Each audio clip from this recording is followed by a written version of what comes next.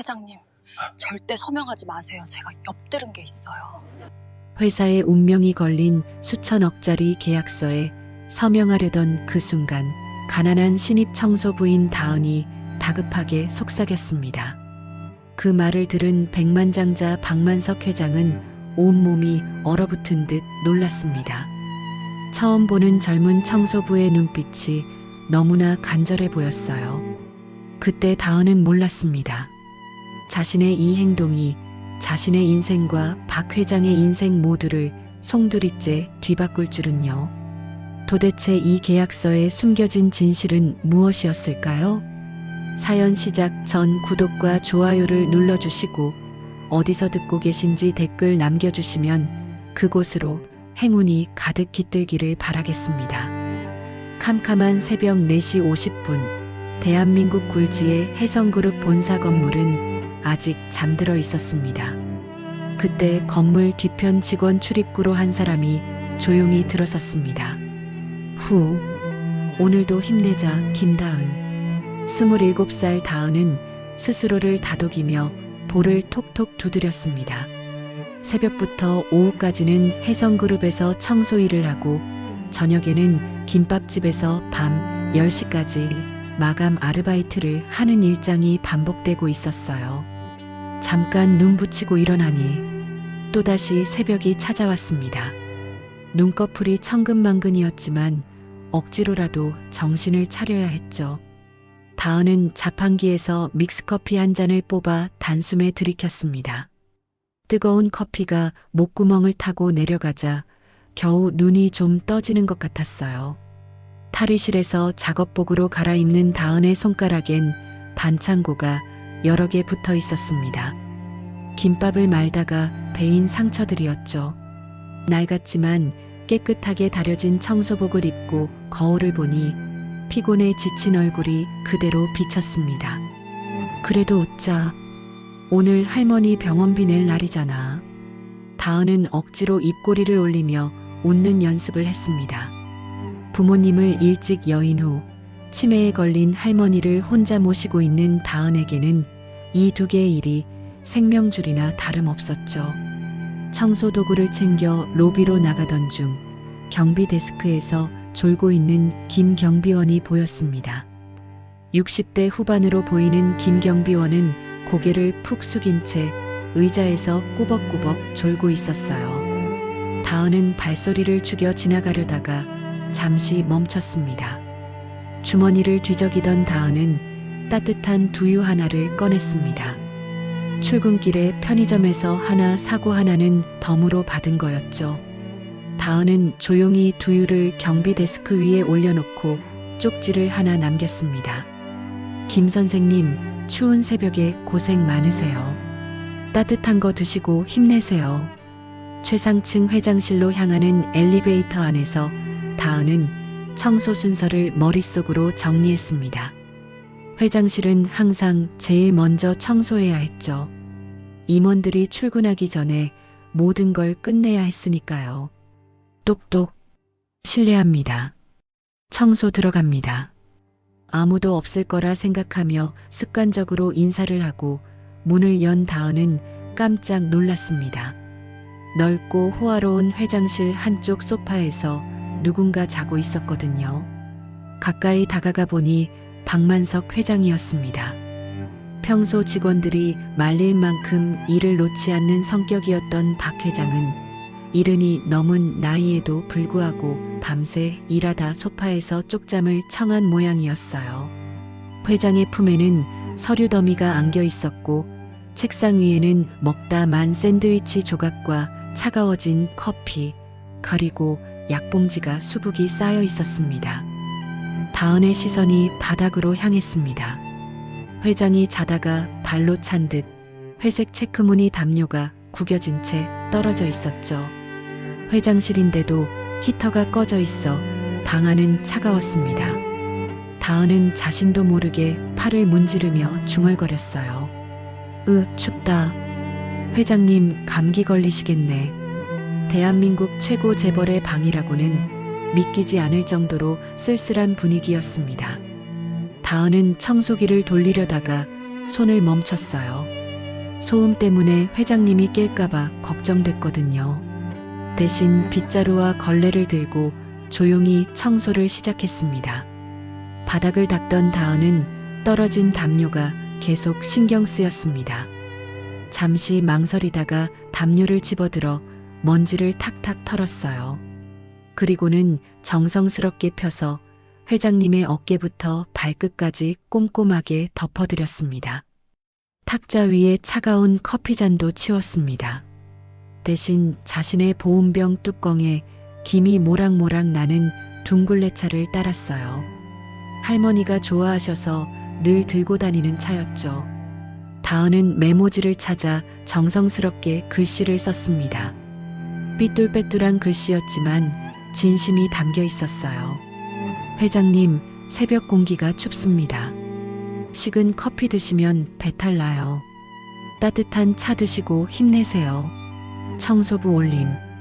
조용히 문을 닫고 나가는 다은의 뒤로 소파에 누워있던 만석의 눈꺼풀이 미세하게 떨렸습니다.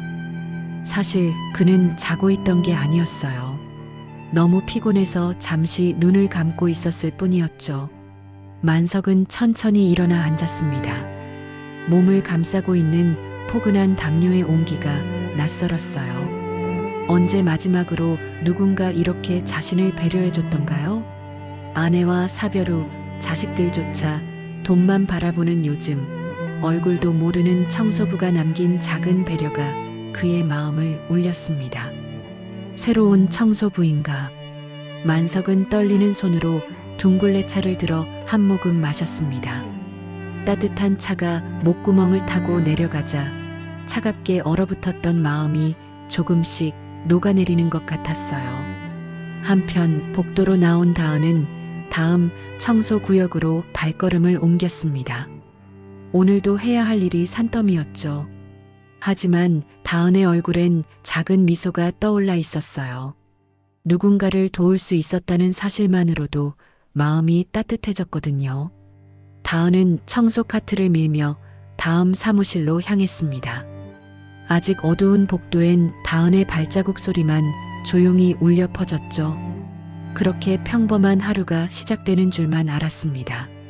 하지만 이 작은 배려가 앞으로 다은의 인생을 완전히 바꿔놓을 거라는 건 아무도 예상하지 못했어요. 다은은 청소 카트를 밀고 전무실로 향했습니다. 복도는 여전히 조용했고 창밖은 아직 어둑했죠. 실례합니다. 청소 들어갑니다. 전무실은 회장실과는 사뭇 다른 분위기였어요. 박철우 전무는 박만석 회장의 하나뿐인 조카였죠. 책상 위는 박 전무의 성격을 그대로 보여주듯 칼같이 정돈되어 있었습니다. 서류 한 장도 삐뚤어진 게 없었고 펜 하나도 제자리에 가지런히 놓여 있었죠. 다은은 먼지 하나 남기지 않으려고 꼼꼼하게 책상을 닦기 시작했습니다. 그런데 차갑기만 한 전무실에서 유일하게 따뜻한 느낌을 주는 것이 하나 있었어요. 바로 책상 한쪽에 놓인 액자 속 사진이었죠. 와, 정말 예쁘다. 다은은 나도 모르게 감탄했습니다. 사진 속에는 20살쯤 되어 보이는 젊은 여성이 환하게 웃고 있었어요. 전무의 딸이 분명했죠. 유학을 간다고 들었는데 아버지를 많이 닮은 예쁜 얼굴이었습니다. 유학 간 딸 보고 싶으시겠다. 다은은 액자를 조심스럽게 들어 올려 깨끗이 닦았습니다. 유리에 묻은 지문 하나까지 말끔히 지우고 제자리에 놓았어요. 누군가의 소중한 사람을 대하는 마음으로 정성을 다했죠. 책상을 정리하던 다은의 눈길이 이번에는 전무실 한쪽 벽에 있는 커다란 연간 달력에 닿았습니다. 그 달력에는 이상한 점이 하나 있었죠. 1년 365일 중 딱 2날짜만 빨간색 펜으로 동그라미가 쳐져 있었습니다. 하나는 10월 23일 조그맣게 생일이라고 적힌 글씨. 전무 본인의 생일인 것 같았습니다. 그리고 11월 12일 빨간색 펜으로 동그라미가 여러 번 그려져 있었어요. 그 밑에는 우리 공주님 생일이라는 메모가 적혀 있었습니다. 전무님도 딸 생일은 끔찍하게 챙기시네. 다은은 작게 중얼거렸어요. 평소에는 직원들을 대하는 태도가 차갑기로 소문난 박 전무였지만 딸에 대한 사랑만큼은 각별한 모양이었죠. 청소를 마치고 복도로 나온 다은은 다음 구역으로 이동하려다가 멈췄습니다. 비상구 문틈으로 누군가의 그림자가 어른거리는 게 보였거든요. 새벽 시간에 비상구 계단에 있는 사람이라니 이상했습니다. 다은은 본능적으로 몸을 숨겼어요.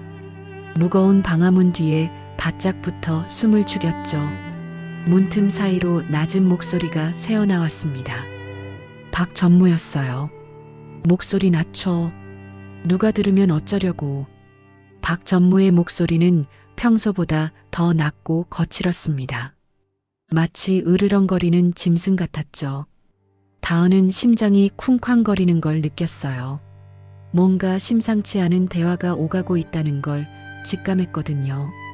그래, 오늘 서명만 받으면 끝이야. 노인네 눈이랑 귀는 내가 다 막았어.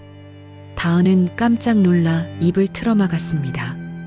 노인네라는 건 박만석 회장을 말하는 게 분명했어요. 도대체 무슨 도장을 찍는다는 걸까요? 회사 매각건 말이야. 서류는 다 준비됐고 오늘 서명만 받으면 돼. 그 노인네가 뭘 알겠어? 치매 온 것처럼 연기만 잘하면 되니까.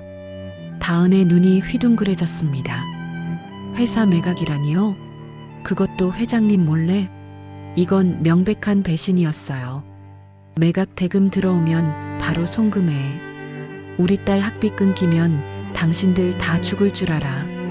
박 전무의 목소리에는 도끼가 가득했습니다.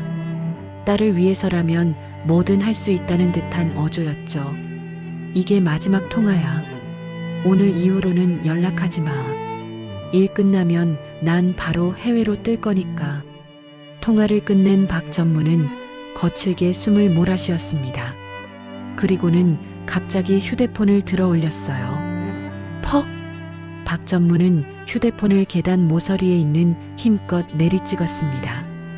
액정이 산산조각 나고 휴대폰이 완전히 꺼질 때까지 계속 내리찍었죠. 흔적은 남기면 안 되니까. 박 전무는 부서진 휴대폰을 들고 복도로 나왔습니다. 그리고는 복도 쓰레기통 뚜껑을 열고 깊숙한 곳에 휴대폰을 쑤셔 박았어요. 커피컵들과 휴지 더미 사이에 묻어버린 거죠. 옷깃을 여미며 빠르게 사라지는 박 전무의 뒷모습을 보며 다은은 다리가 풀려 그대로 주저앉을 뻔했습니다. 겨우 벽을 잡고 버텼죠. 방금 내가 뭘 들은 거지? 회사를 팔아넘긴다고? 회장님을 속여서? 심장이 미친 듯이 뛰었습니다. 이건 엄청난 비밀이었어요. 하지만 다은은 어떻게 해야 할지 몰랐습니다. 누구에게 말해야 할까요? 아무도 믿어주지 않을 것 같았어요. 청소부의 말을 누가 들어주겠어요? 한참을 망설이던 다은은 쓰레기통으로 다가갔습니다. 뚜껑을 열고 안을 들여다보니 커피컵들 사이에 부서진 휴대폰이 박혀 있었어요. 이런 걸 같이 버리면 위험한데 배터리라도 터지면 어쩌려고. 다은은 조심스럽게 휴대폰을 꺼냈습니다. 액정은 거미줄처럼 갈라져 있었고 모서리는 찌그러져 있었죠. 완전히 망가진 것처럼 보였어요. 탕비실로 들어간 다은은 휴대폰을 자세히 살펴봤습니다. 전원 버튼을 눌러봤지만 아무 반응이 없었어요. 완전히 고장났나? 그런데 문득 한 가지 생각이 떠올랐습니다. 겉은 망가졌어도 안은 멀쩡할 수도 있잖아요. 다은은 탕비실 서랍을 뒤져 충전기를 찾았습니다. 충전기를 꽂고 잠시 기다리자 놀라운 일이 일어났습니다. 짧은 진동과 함께 희미한 불빛이 새어나왔어요. 거미줄처럼 갈라진 액정 사이로 화면이 켜진 거였죠. 살아있네. 다은은 놀라면서도 안도했습니다. 하지만 곧 다른 문제가 나타났어요. 화면에는 비밀번호 입력 창이 떠 있었거든요. 비밀번호라. 이걸 어떻게 알아? 다은은 막막했습니다. 하지만 이 안에는 분명 박전무의 범죄 증거가 들어있을 거예요. 회사를 구할 수 있는 유일한 증거였죠. 그때 다은의 머릿속에 박전무의 말이 떠올랐습니다. 마지막 공중분해, 해외로 뜬다. 이 모든 게 오늘 일어날 일이었어요. 어떻게든 회장님께 알려드려야 해. 하지만 이 휴대폰을 들고 다니다가 걸리면 어떻게 될까요? 특히 진동이라도 울리면 큰일이었습니다. 다은은 주변을 둘러봤습니다. 그리고는 이동식 청소 카트에 걸려있는 걸레들이 눈에 들어왔어요. 맞아, 이거야. 다은은 가장 더럽고 냄새나는 걸레를 집어들었습니다. 휴대폰을 걸레로 겹겹이 싸서 둘둘 말았습니다. 그리고는 청소 카트 맨 밑바닥 걸레 수거함 가장 깊숙한 곳에 찔러 넣었어요. 다른 더러운 걸레들로 위를 덮으니 완벽했죠. 아무도 내 더러운 걸레통은 뒤지지 않을 거야. 다은은 안도의 한숨을 내쉬었습니다. 일단 증거는 확보했어요. 하지만 이제 어떻게 해야 할까요? 시계를 보니 벌써 7시 10분이었습니다. 곧 직원들이 출근하기 시작할 시간이었죠. 다은은 아무 일도 없었다는 듯 청소를 계속해야 했어요. 하지만 머릿속은 온통 복잡했습니다. 오늘 무슨 일이 일어날지, 그리고 자신이 어떤 선택을 해야 할지. 한 가지 확실한 건 이대로 가만히 있을 수는 없다는 거였어요. 회장님, 제가 어떻게든 도와드릴게요. 다은은 작게 다짐하며 청소 카트를 밀고 복도로 나갔습니다. 평범한 청소부의 하루는 이렇게 운명의 소용돌이 속으로 빠져들고 있었죠. 그 이후로도 다은은 아무렇지 않은 척 평소처럼 청소를 계속했습니다. 사무실 하나를 정리하고 복도를 닦고 휴지통들을 비우고 몸은 움직였지만 머릿속은 한순간도 조용하지 않았습니다. 서명식, 아마 10시쯤 시작일 텐데. 복도에서 몰래 들은 대로 오늘은 혜성그룹의 운명을 결정지을 중요한 서명식이 열리는 날이었죠. 청소 카트 아래에 숨겨둔 휴대폰이 이상하게도 더 무겁게 느껴졌어요. 회장님을 직접 만나 진실을 전할 기회를 찾아야 했지만 청소부가 회장님을 따로 만날 길은 사실상 없었습니다. 복도 끝에서 행사팀 직원들이 분주하게 움직이는 모습이 보였습니다. 커다란 카트에 와인잔과 물병을 실어 나르고 있었고 대강당 쪽에서는 마이크 테스트 소리가 흘러나왔습니다. 오전 9시 50분. 다은은 청소 카트를 끌고 강당 근처까지 다가갔습니다. 문틈 사이로 기자들이 자리 잡는 모습, 빛나는 조명 장비들, 행사 담당자들이 뛰어다니는 모습이 보였죠. 드디어 시작이구나. 제발 기회가 와줘야 하는데. 다은은 일부러 강당 근처 청소 구역을 맡았습니다. 언제 올지 모를 기회라도 있기를 바라면서요. 하지만 손은 떨렸고 청소용 수건을 쥔 손바닥엔 땀이 배어 있었습니다. 오전 10시 정각 혜성그룹 본사 대강당은 화려한 조명 아래 긴장감이 감돌고 있었습니다. 수십 명의 기자들이 카메라를 들고 대기하고 있었고 외국계 투자회사 대표들도 정장을 빼입고 자리에 앉아 있었습니다. 다은도 조심히 문을 열고 들어가 무대 옆에 살며시 자리를 잡았어요. 신사숙녀 여러분, 지금부터 혜성그룹과 글로벌 인베스트먼트 간의 전략적 제휴 서명식을 진행하겠습니다. 사회자의 목소리가 마이크를 통해 울려 퍼졌어요. 단상 위에는 만석이 위엄 있게 앉아 있었고 단상 뒤에는 박철우 전무가 서 있었습니다. 박 전무의 얼굴엔 감출 수 없는 흥분이 서려 있었죠. 오늘만 되면 모든 게 끝날 테니까요. 한편 무대 옆에서 다은과 함께 대기하던 20살 남짓한 아르바이트생이 은쟁반을 들고 긴장한 표정으로 서 있었습니다. 쟁반 위에는 서명 식후 건배를 위한 고급 와인 2잔이 놓여 있었죠.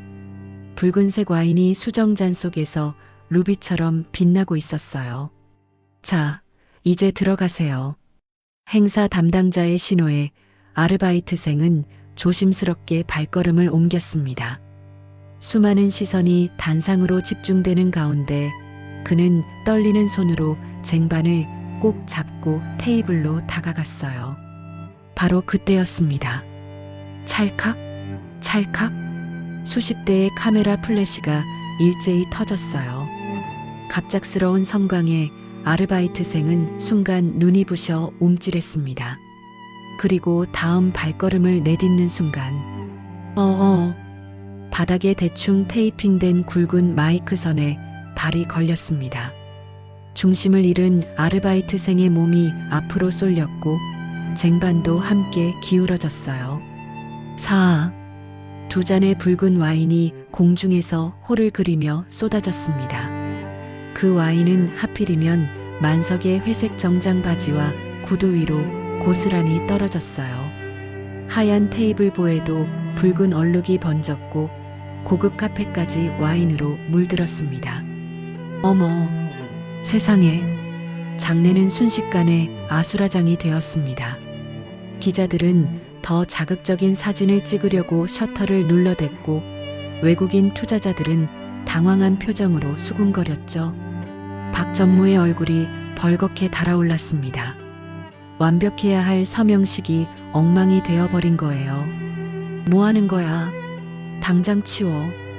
박전무가 고함을 지르려는 순간 행사 담당자가 재빨리 손짓을 했습니다. 무대 옆에서 대기하던 다은이 마른 수건과 양동이를 들고 뛰어 올라왔어요.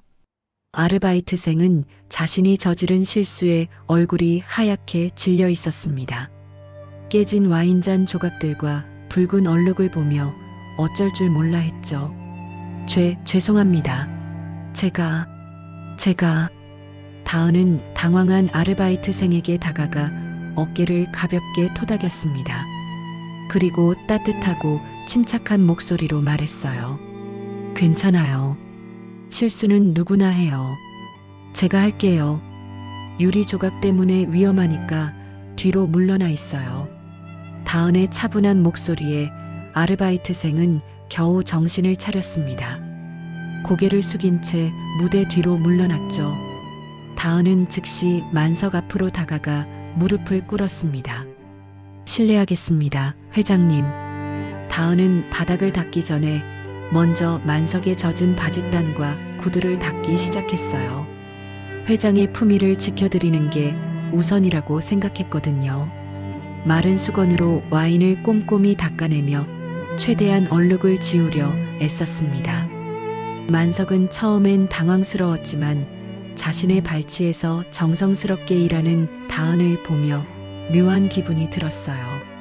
어디선가 본 듯한 느낌이었죠. 그러다 문득 깨달았습니다.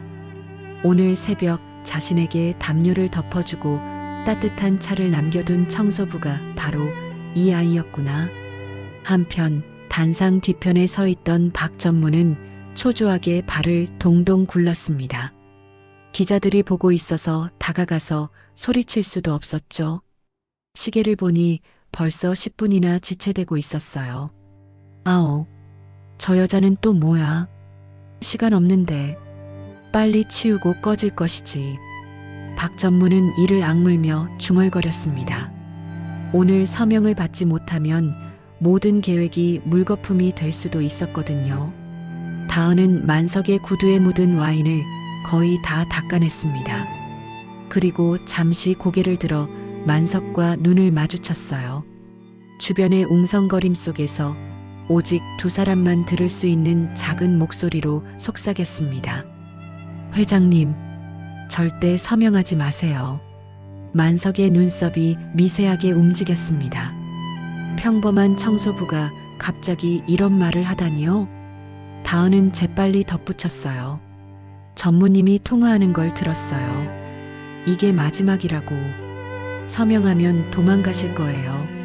순간 만석은 등골이 서늘해지는 걸 느꼈습니다. 박 전무가 최근 들어 이상하게 서명을 재촉하던 게 떠올랐어요. 그리고 자신을 치매 환자 취급하며 서류 내용을 제대로 설명하지 않았던 것도요. 다은은 아무 일 없다는 듯 다시 고개를 숙이고 바닥에 와인 자국을 닦기 시작했습니다. 그리고는 평소보다 큰 목소리로 말했어요. 죄송합니다, 회장님. 금방 깨끗이 치우겠습니다. 다은은 빈 쟁반과 더러워진 수건을 들고 재빨리 무대를 내려갔습니다. 마치 아무 일도 없었다는 듯이요. 박 전무는 다은이 만석에게 뭔가 속삭이는 걸 봤지만 거리가 멀어서 무슨 말을 했는지는 전혀 듣지 못했습니다.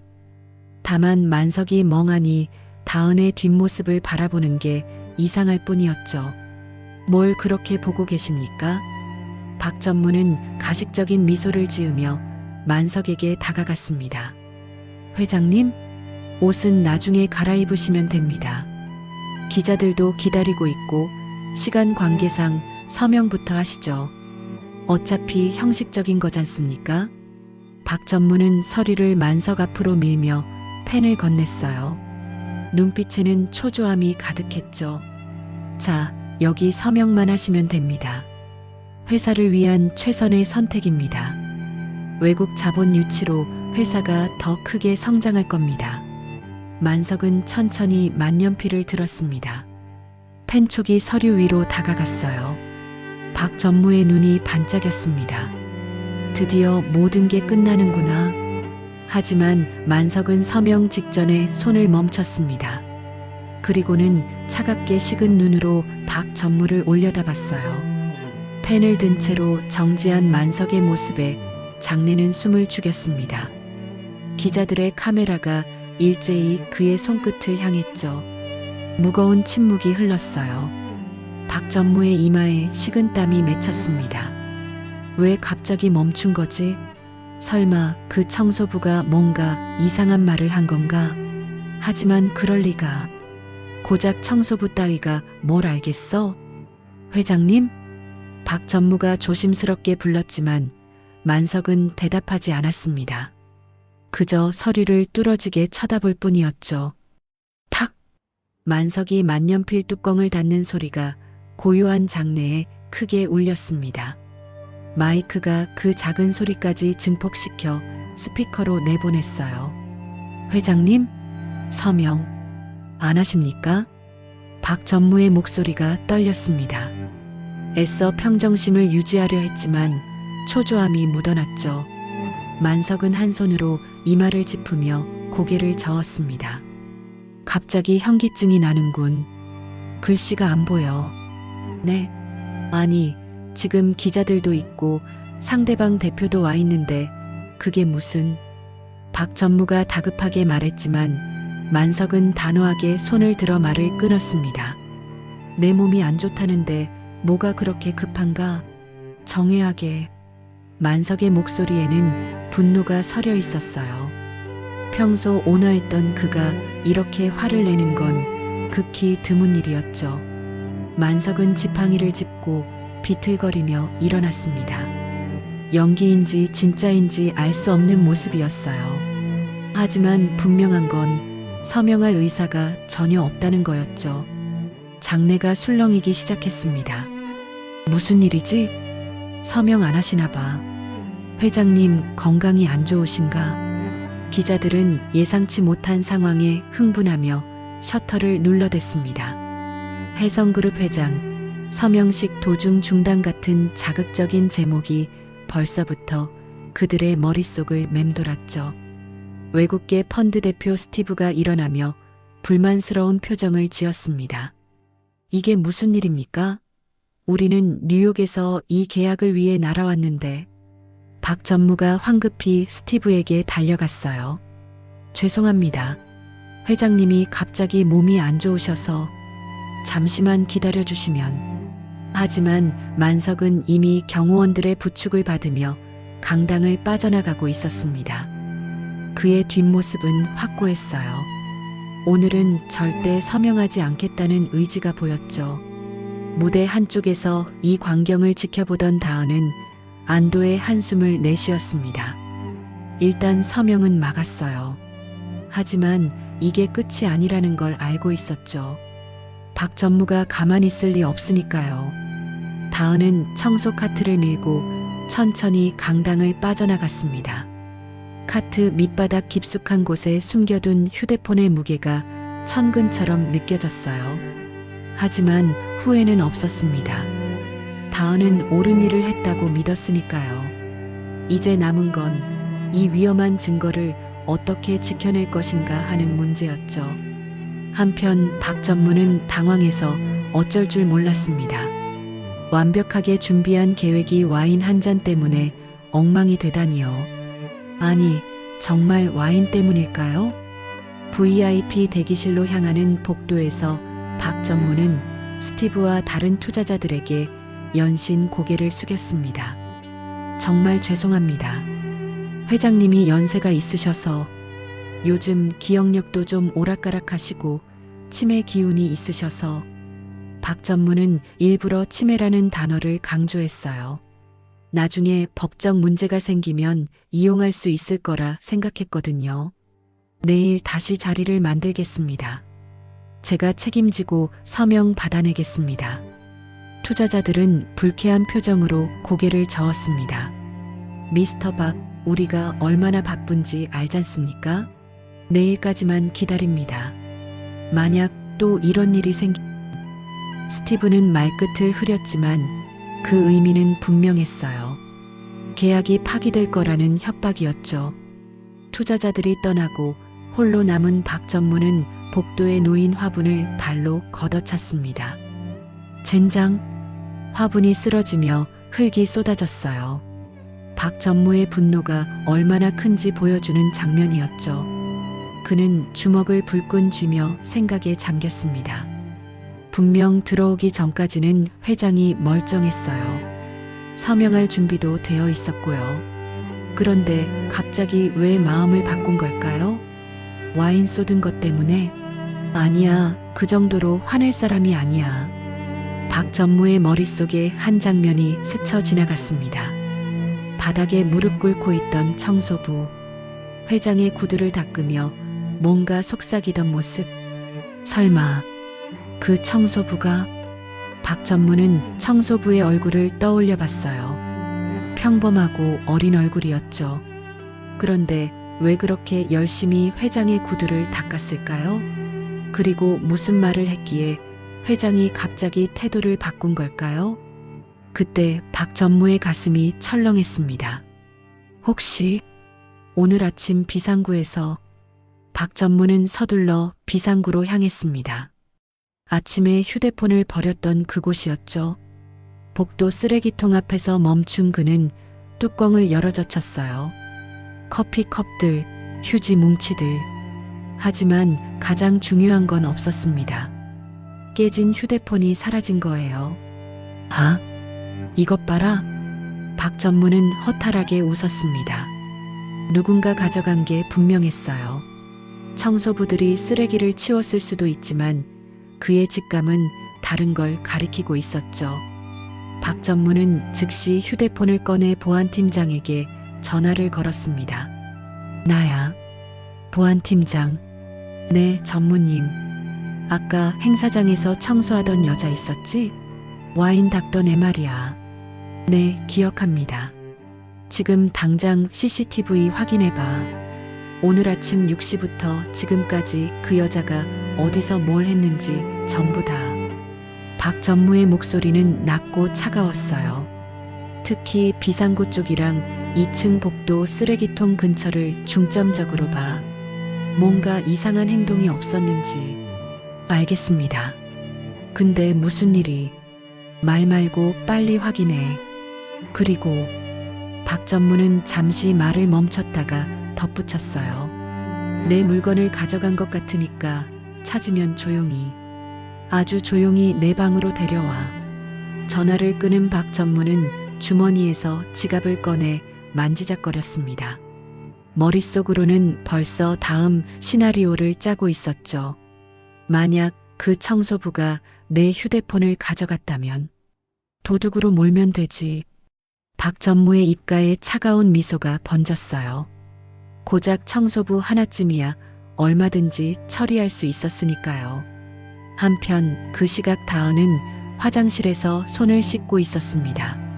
와인을 닦느라 손에 묻은 붉은 얼룩을 지우면서도 계속 가슴이 두근거렸어요. 회장님이 내 말을 믿어주신 걸까? 서명을 안 하신 걸 보니 다은은 거울에 비친 자신의 모습을 봤습니다.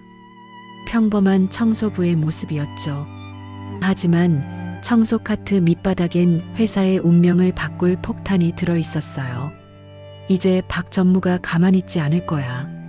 휴대폰이 사라진 걸 알면. 다은은 손을 닦고 밖으로 나왔습니다.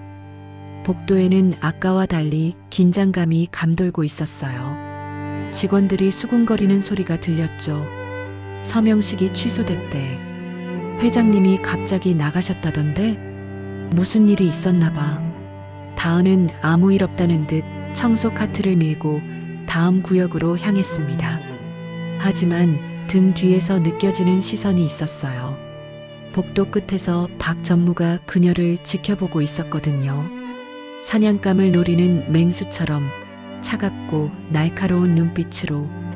다은은 그 시선을 느꼈지만 애써 모른 척했습니다. 평소처럼 자연스럽게 행동해야 했어요. 조금이라도 수상한 모습을 보이면 끝이니까요. 괜찮아. 아무도 내 더러운 걸레통은 안 뒤질 거야. 다은은 스스로를 다독이며 엘리베이터를 탔습니다. 하지만 그녀는 몰랐어요. 박 전무가 이미 그물을 치기 시작했다는 걸. 그리고 그 그물은 생각보다 훨씬 더 촘촘하고 위험하다는 걸 말이죠. 폭풍의 전조가 시작되고 있었습니다. 다은은 아직 모르고 있었지만 곧 그녀의 인생에서 가장 위험한 순간이 찾아올 거예요. 복도 구석에서 묵묵히 대걸레질을 하던 다은은 고개를 들었습니다. 검은 양복을 입은 남자 3명이 자신을 향해 걸어오고 있었어요. 보안팀장과 직원 2명이었죠. 그들의 표정은 딱딱했고 걸음걸이에는 위압감이 서려 있었습니다. 김다은 씨? 보안팀장의 목소리가 복도에 울렸어요. 다은은 걸레를 든 채로 멈춰 섰습니다. 무슨 일이신가요? 전무님이 잠깐 보자고 하십니다. 따라오시죠. 그 순간 다은의 심장이 쿵 하고 바닥까지 떨어지는 것 같았어요. 설마 휴대폰 때문에? 쓰레기통 뒤진 걸 알았나? 다은은 떨리는 마음을 애써 감추며 물었습니다. 지금 당장 가야 하나요? 여기 청소를 마저 끝내고. 지금 당장입니다. 보안팀장의 단호한 목소리에 다은은 더 이상 미룰 수 없다는 걸 알았어요. 그녀는 휴대폰이 숨겨진 청소 카트를 복도 벽 쪽에 붙여 세웠습니다. 네. 청소 카트만 여기 두고 가도 될까요? 빨리 가시죠. 다은은 가장 중요한 증거가 든 청소 카트를 뒤로 하고 맨몸으로 보안팀장을 따라 나섰습니다. 복도를 걸어가는 내내 등 뒤에서 느껴지는 두 직원의 시선이 따가웠어요. 마치 죄인을 호송하는 것 같은 분위기였죠. 엘리베이터를 타고 올라가는 동안 다은은 머릿속으로 빠르게 생각했습니다. 침착해야 해. 아무것도 모르는 척해야 해. 절대 당황한 모습을 보이면 안 돼. 한편 그 시각 박 전무는 자신의 집무실에서 초조하게 서성이고 있었습니다. 젠장, CCTV에는 복도를 지나가는 것만 찍혔어. 쓰레기통 쪽은 하필 사각지대라 줍는 장면이 없잖아. 박 전무는 이를 악물었어요. 하지만 시간대를 따져보면 그 청소부가 휴대폰을 가져간 게 확실했습니다. 그래, 어디 한번 끝까지 가보자. 똑똑. 전무님, 김다은 씨를 데려왔습니다. 들어와. 문이 열리고 다은이 들어섰습니다. 그녀의 눈이 순간 커졌어요. 테이블 위에 자신의 낡은 에코백이 덩그러니 놓여 있었거든요. 분명 탈의실 락커에 넣어뒀던 가방이었습니다. 이게 왜 여기 있습니까?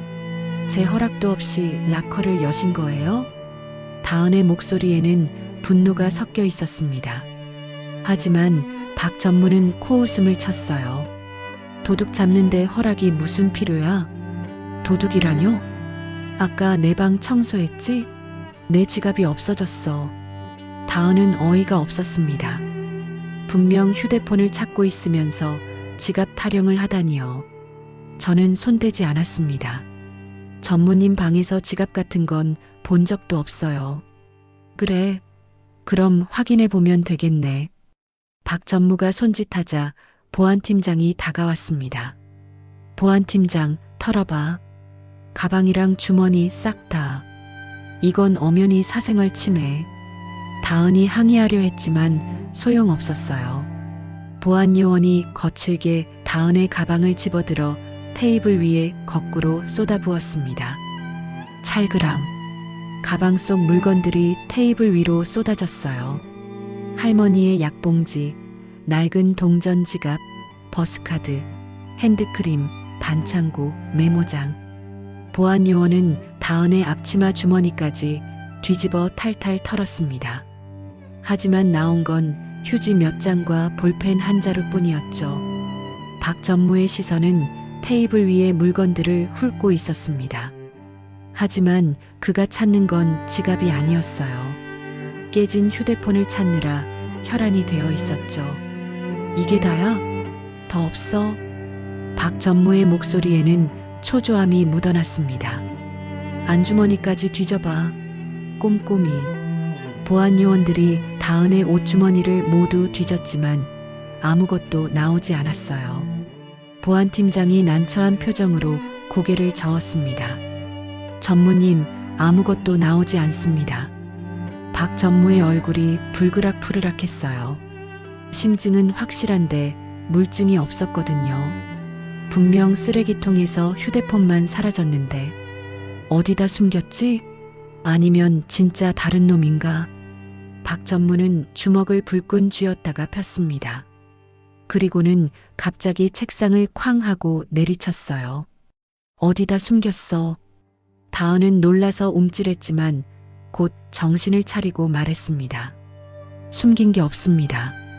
저는 정말 아무것도 가져가지 않았어요. 박 전무는 차가운 눈으로 다은을 노려봤습니다. 그리고는 심호흡을 하며 말했어요. 아니, 됐어. 지갑 도둑 의심받는 사람이랑은 같이 일 못해. 네, 당신 오늘부로 해고야. 당장 나가. 다은의 눈에 눈물이 맺혔습니다.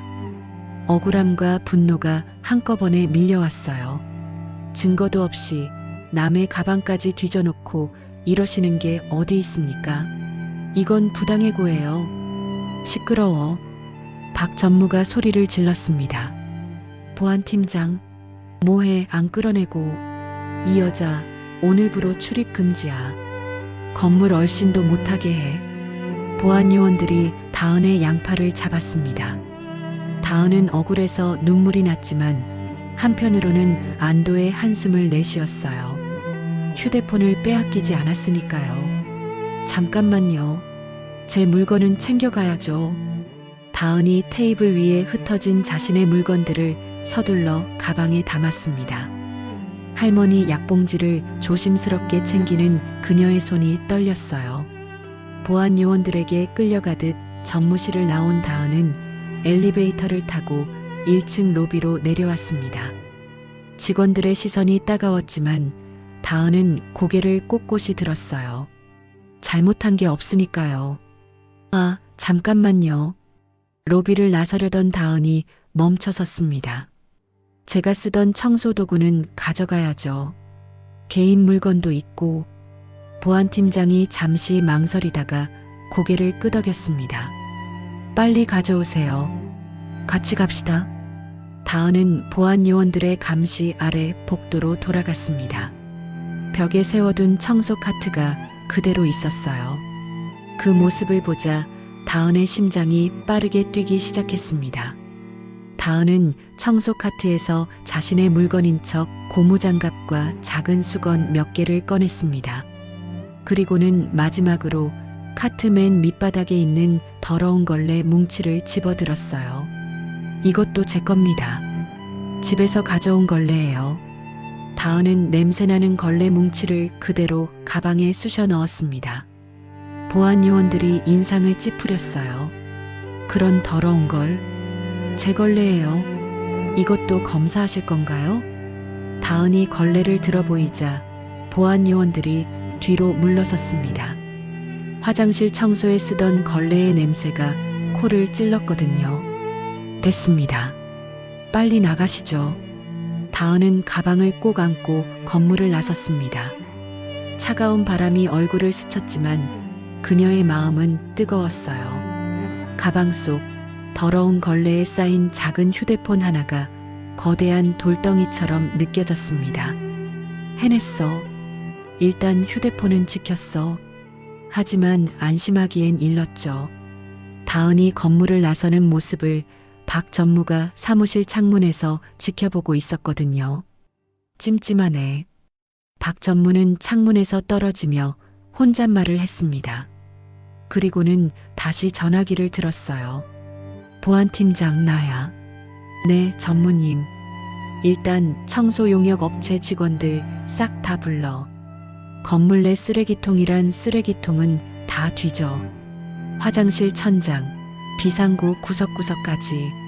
지갑을 찾으시는 건가요? 박 전무가 잠시 말을 멈췄다가 대답했습니다. 아니, 휴대폰이야. 깨진 휴대폰. 반드시 찾아야 해. 휴대폰이요? 알겠습니다. 보안팀장은 고개를 갸웃거렸지만 전무의 명령에 따르기로 했어요. 전화를 끊은 박 전무는 다시 인터폰을 눌렀습니다. 비서실 나야. 방금 나간 청소부 있지? 김다은이라고. 네, 전무님. 그 여자 신상정보 다 조사해. 가족관계, 주소, 빚 모든 거 파헤쳐. 오늘 안으로. 박 전무의 눈이 차갑게 빛났습니다. 물증은 없어도 그의 직감은 확실했어요. 그 청소부가 뭔가 알고 있다는 것을. 도망칠 곳은 없어. 반드시 찾아낼 거야. 한편 회사를 나온 다은은 근처 공원 벤치에 주저앉았습니다. 이제야 실감이 났어요. 하루아침에 직장을 잃었다는 게. 할머니 병원비는 어떻게 하지? 다은은 한숨을 내쉬었습니다. 오전 청소 일을 잃었으니 이제 저녁 김밥집 아르바이트 하나로는 생활이 불가능했어요. 하지만 포기할 수는 없었습니다. 다은은 가방에서 조심스럽게 걸레 뭉치를 꺼냈어요. 그리고 살짝 벌려서 안을 확인했습니다. 깨진 액정 사이로 희미한 불빛이 새어나오고 있었죠. 이걸로 회장님을 도울 수 있다면. 다은은 다시 걸레로 휴대폰을 꼼꼼히 싸서 가방 깊숙이 넣었습니다. 그리고는 자리에서 일어났어요. 일단 집에 가서 안전한 곳에 숨겨둬야겠다. 그리고는 버스 정류장으로 향했어요. 떨리는 마음이었지만 김밥집 아르바이트는 가야 했으니까요. 아르바이트를 마친 다은은 밤 11시가 넘어서야 집에 도착했습니다. 오래되고 낡은 다세대 주택 1층이었어요. 페인트가 벗겨진 철문을 조용히 열고 들어서자 작은 안방에서 할머니의 고른 숨소리가 들려왔습니다. 다은은 신발을 벗으며 안방문을 살짝 열어봤어요. 얇은 이불을 덮고 곤히 잠든 할머니의 모습이 보였습니다. 주름진 손이 이불 밖으로 나와 있었죠. 다은은 조심스럽게 다가가 할머니의 손을 이불 안으로 넣어드렸습니다. 할머니, 저 왔어요. 다은이 작게 속삭였지만 할머니는 깨지 않았어요. 치매약을 드시면 잠이 깊어지시거든요. 다은은 거실로 나와 작은 식탁 옆에 앉았습니다. 형광등 불빛 아래서 가방을 열었어요. 더러운 걸레 뭉치를 조심스럽게 꺼내자 화장실 냄새가 코를 찔렀습니다.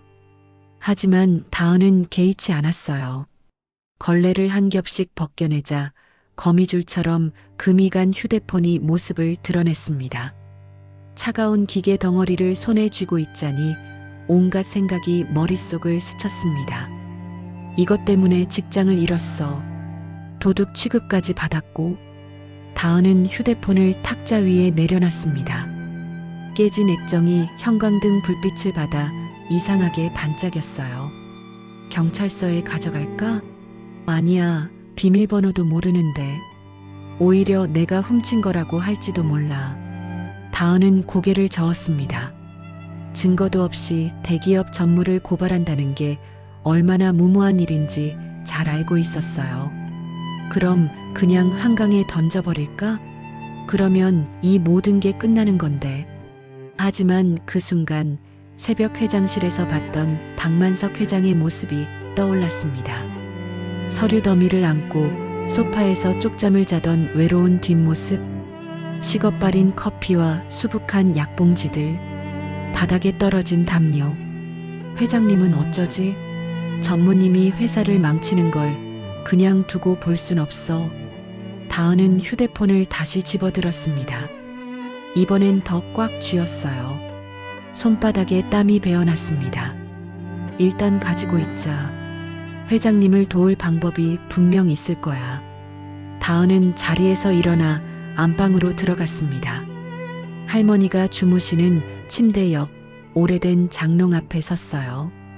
삐걱거리는 소리가 나지 않도록 조심스럽게 장롱 문을 열었습니다. 제일 아래 칸 깊숙한 곳에 낡은 나무 상자가 하나 있었어요. 할머니가 시집올 때 가져왔다는 예단함이었습니다. 어릴 적 할머니가 이 상자를 열어 금반지 하나를 꺼내 보여주시던 기억이 났어요. 다은아, 이건 할머니 엄마가 주신 거란다. 우리 집안의 가장 소중한 보물이지. 다은은 그 예단함을 조심스럽게 꺼냈습니다. 먼지를 털고 뚜껑을 여니 금반지 하나와 낡은 사진 몇 장이 들어 있었어요. 다은은 휴대폰을 부드러운 손수건으로 한 번 더 감싼 뒤 예단함 구석에 조심스럽게 넣었습니다. 다은은 예단함을 다시 장롱 깊숙한 곳에 넣고 문을 닫았습니다. 그리고는 침대 옆에 앉아 잠든 할머니의 얼굴을 바라봤어요. 할머니, 걱정 마세요. 제가 잘할게요. 다음 날 저녁 5시 반. 다은은 행복 김밥 앞치마를 두르고 주방에 서 있었습니다. 오전 청소 일을 잃었지만 저녁 김밥집 아르바이트는 계속해야 했어요. 생활비라도 벌어야 했으니까요. 다은아, 참치 김밥 2줄 포장. 사장님의 목소리가 주방으로 들려왔습니다. 네, 금방 싸드릴게요. 다은은 일부러 더 밝은 목소리로 대답했어요. 슬픈 내색을 하면 안 됐습니다.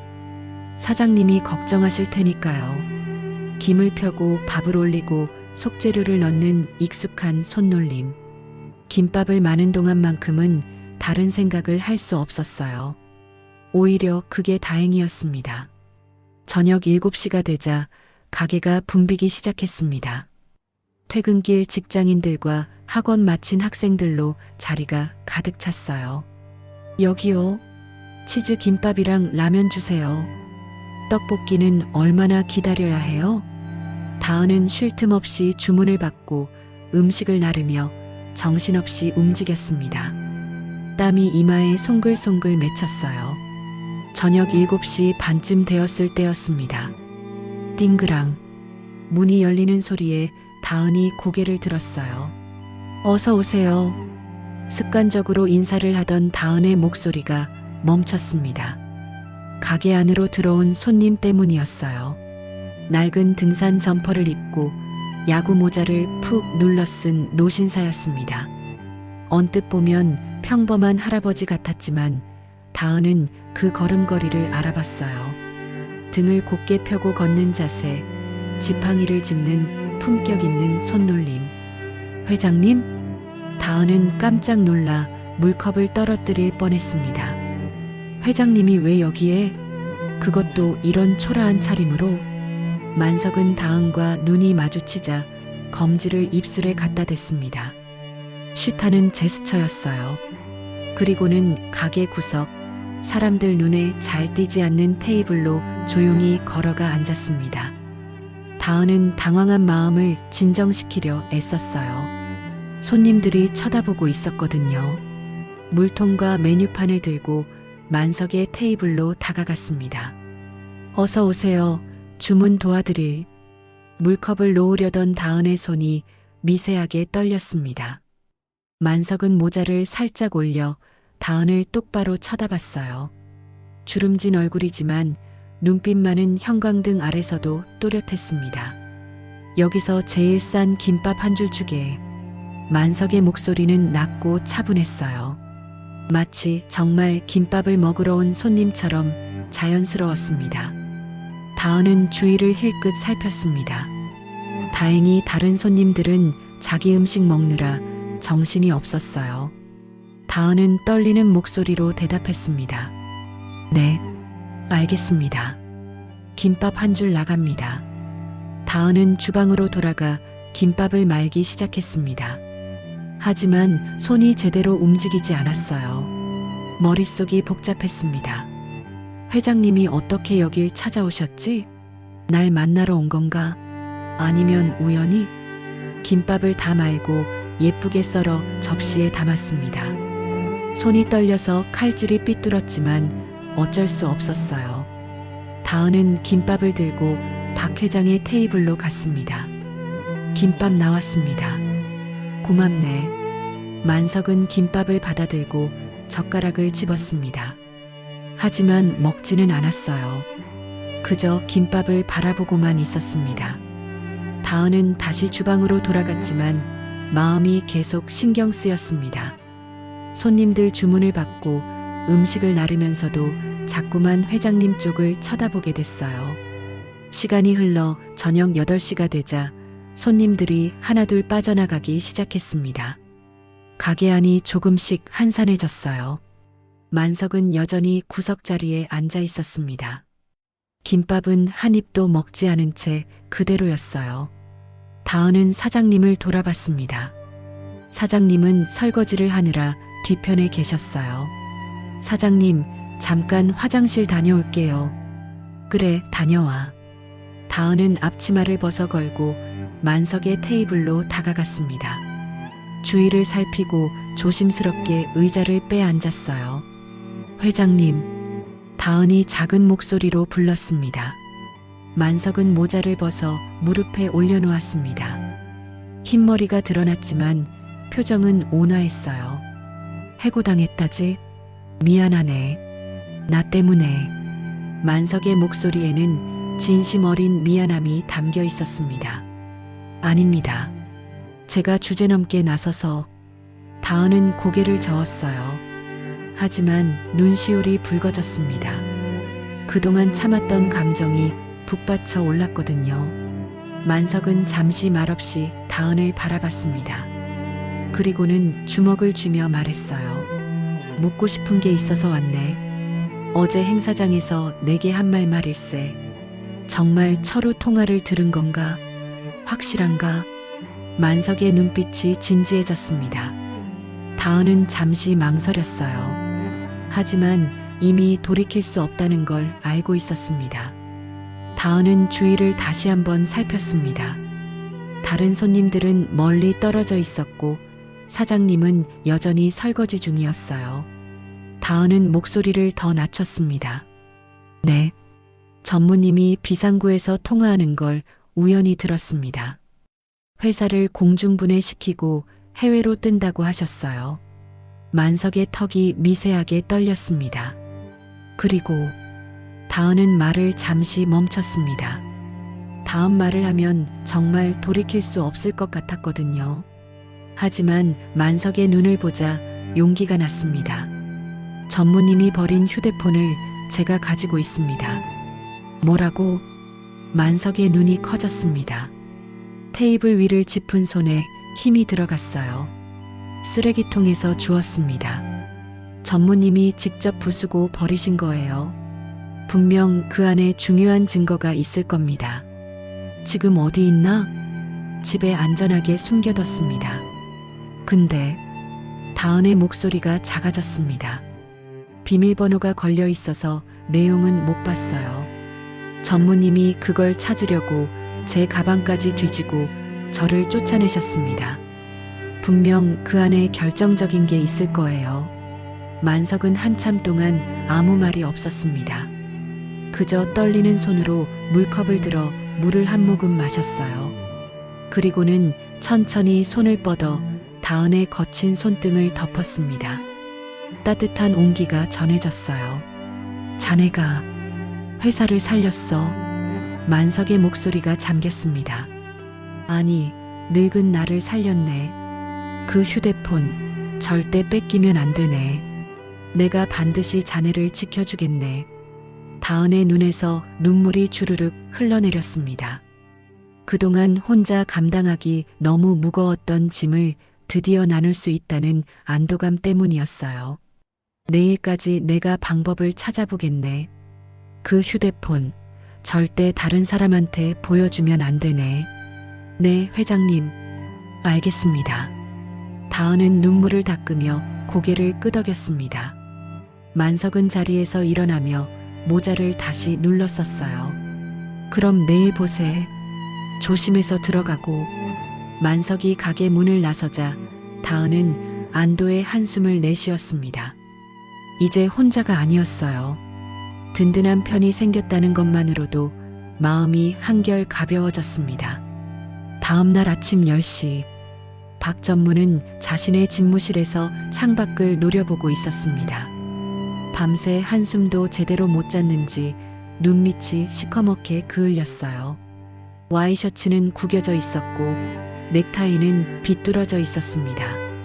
어젯밤 내내 생각했지만 답은 하나였어요. 그 청소부가 휴대폰을 가져간 게 확실했습니다. 도대체 어디다 숨긴 거야? 박 전무는 이를 악물었습니다. 그때 노크 소리가 들렸어요. 똑똑똑. 들어와. 문이 열리고 보안팀장이 들어왔습니다. 그의 얼굴에도 피곤함이 가득했어요. 밤새 건물을 뒤지느라 한숨도 못 잔 게 분명했습니다. 보안팀장은 고개를 푹 숙인 채 조심스럽게 입을 열었어요. 보고 드립니다, 전무님. 어제 저녁부터 오늘 새벽까지 청소 용역 업체 직원들을 전부 불러서 쓰레기 집화장부터 본관 화장실 천장, 휴게실 사물함 뒤, 비상구 구석구석까지 샅샅이 다 뒤졌습니다만 박 전무가 천천히 고개를 돌려 보안팀장을 쳐다봤습니다. 그 눈빛이 너무 차가워서 보안팀장은 자기도 모르게 뒷걸음질을 쳤어요. 말해봐. 찾았어? 못 찾았어? 보안팀장은 침을 꿀꺽 삼키며 기어들어가는 목소리로 대답했습니다. 휴대폰은 나오지 않았습니다. 쾅! 박 전무가 책상 위에 놓인 명패를 집어던졌습니다. 금속 명패가 벽에 부딪히며 요란한 소리를 냈어요. 산산조각이 나서 바닥에 떨어졌습니다. 보안팀장이 움찔하며 몸을 움츠렸어요. 없다고? 이 건물 안구석구석을 다 뒤졌는데 없다고? 박 전무는 거칠게 넥타이를 풀어헤치며 자리에서 벌떡 일어났습니다. 그럼 답은 하나지. 그 여자가 가져간 거야. 내가 지갑 도둑으로 몰았을 때 그 여자 눈빛. 분명 뭔가 숨기고 있었어. 박 전무는 주먹으로 책상을 내리쳤습니다. 책상 위에 서류들이 와르르 쏟아졌어요. 분명 어딘가에 숨겨서 나간 게 확실해. 박 전무는 인터폰 버튼을 거칠게 눌렀습니다. 비서실, 당장 들어와.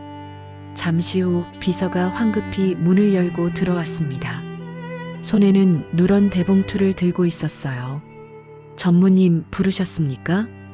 어제 시킨 뒷조사 제대로 했겠지? 비서는 대봉투를 조심스럽게 책상 위에 올려놓았습니다. 네, 전무님. 김다은에 대해 조사한 내용 전부 여기 있습니다. 박 전무는 봉투를 낚아채듯 집어들었어요. 거칠게 봉투를 뜯어 안에 있던 서류들을 쏟아냈습니다. 가족관계 증명서가 제일 먼저 보였어요. 박 전무는 그걸 집어들고 눈을 가늘게 뜨며 읽기 시작했습니다. 김다은 27살. 부모는 고등학교 2학년 때 교통사고로 사망. 그 후 할머니 손에서 자람. 박전무의 입꼬리가 비틀어졌습니다. 다음 서류는 기초생활수급자 증명서였어요. 기초생활수급자라. 돈이 없구만. 그 밑에는 병원 진단서가 있었습니다. 박전무는 그걸 집어들고 천천히 읽었어요. 할머니, 치매로 현재 요양 중. 박전무의 눈빛이 번뜩였습니다. 그리고 제일 밑에 있던 사진 한 장을 집어들었어요. 휠체어에 앉은 할머니의 모습이었습니다.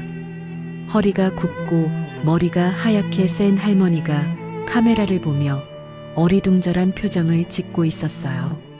박전무는 그 사진을 책상 위에 탁 하고 내려놓았습니다. 그리고는 손가락으로 할머니의 얼굴을 톡톡 치며 비릿한 미소를 지었어요. 치매 노인이라 판단력도 없겠네. 비서가 조심스럽게 말을 이었습니다. 할머니 병원비를 대느라 사채까지 쓴 적이 있다고 합니다. 현재도 매달 병원비 때문에 쪼들리고 있고요. 조사 결과 할머니는 김다은의 유일한 혈육입니다. 박전무의 미소가 더 짙어졌습니다. 유일한 혈육. 그럼 목숨보다 아끼겠네. 박전무는 다시 할머니 사진을 집어들고 한참 바라봤어요. 무언가 계획을 세우는 듯한 표정이었습니다. 보호자는 일용직 청소부고 치매 노인은 판단력이 없고 강제 입원시키기 딱 좋은 조건이네. 비서와 보안팀장의 얼굴이 굳었습니다. 설마 하는 불길한 예감이 들었거든요. 박전무는 전화기를 집어들었습니다. 당장 사설 요양원 업체 중에 입 무거운 곳 알아봐.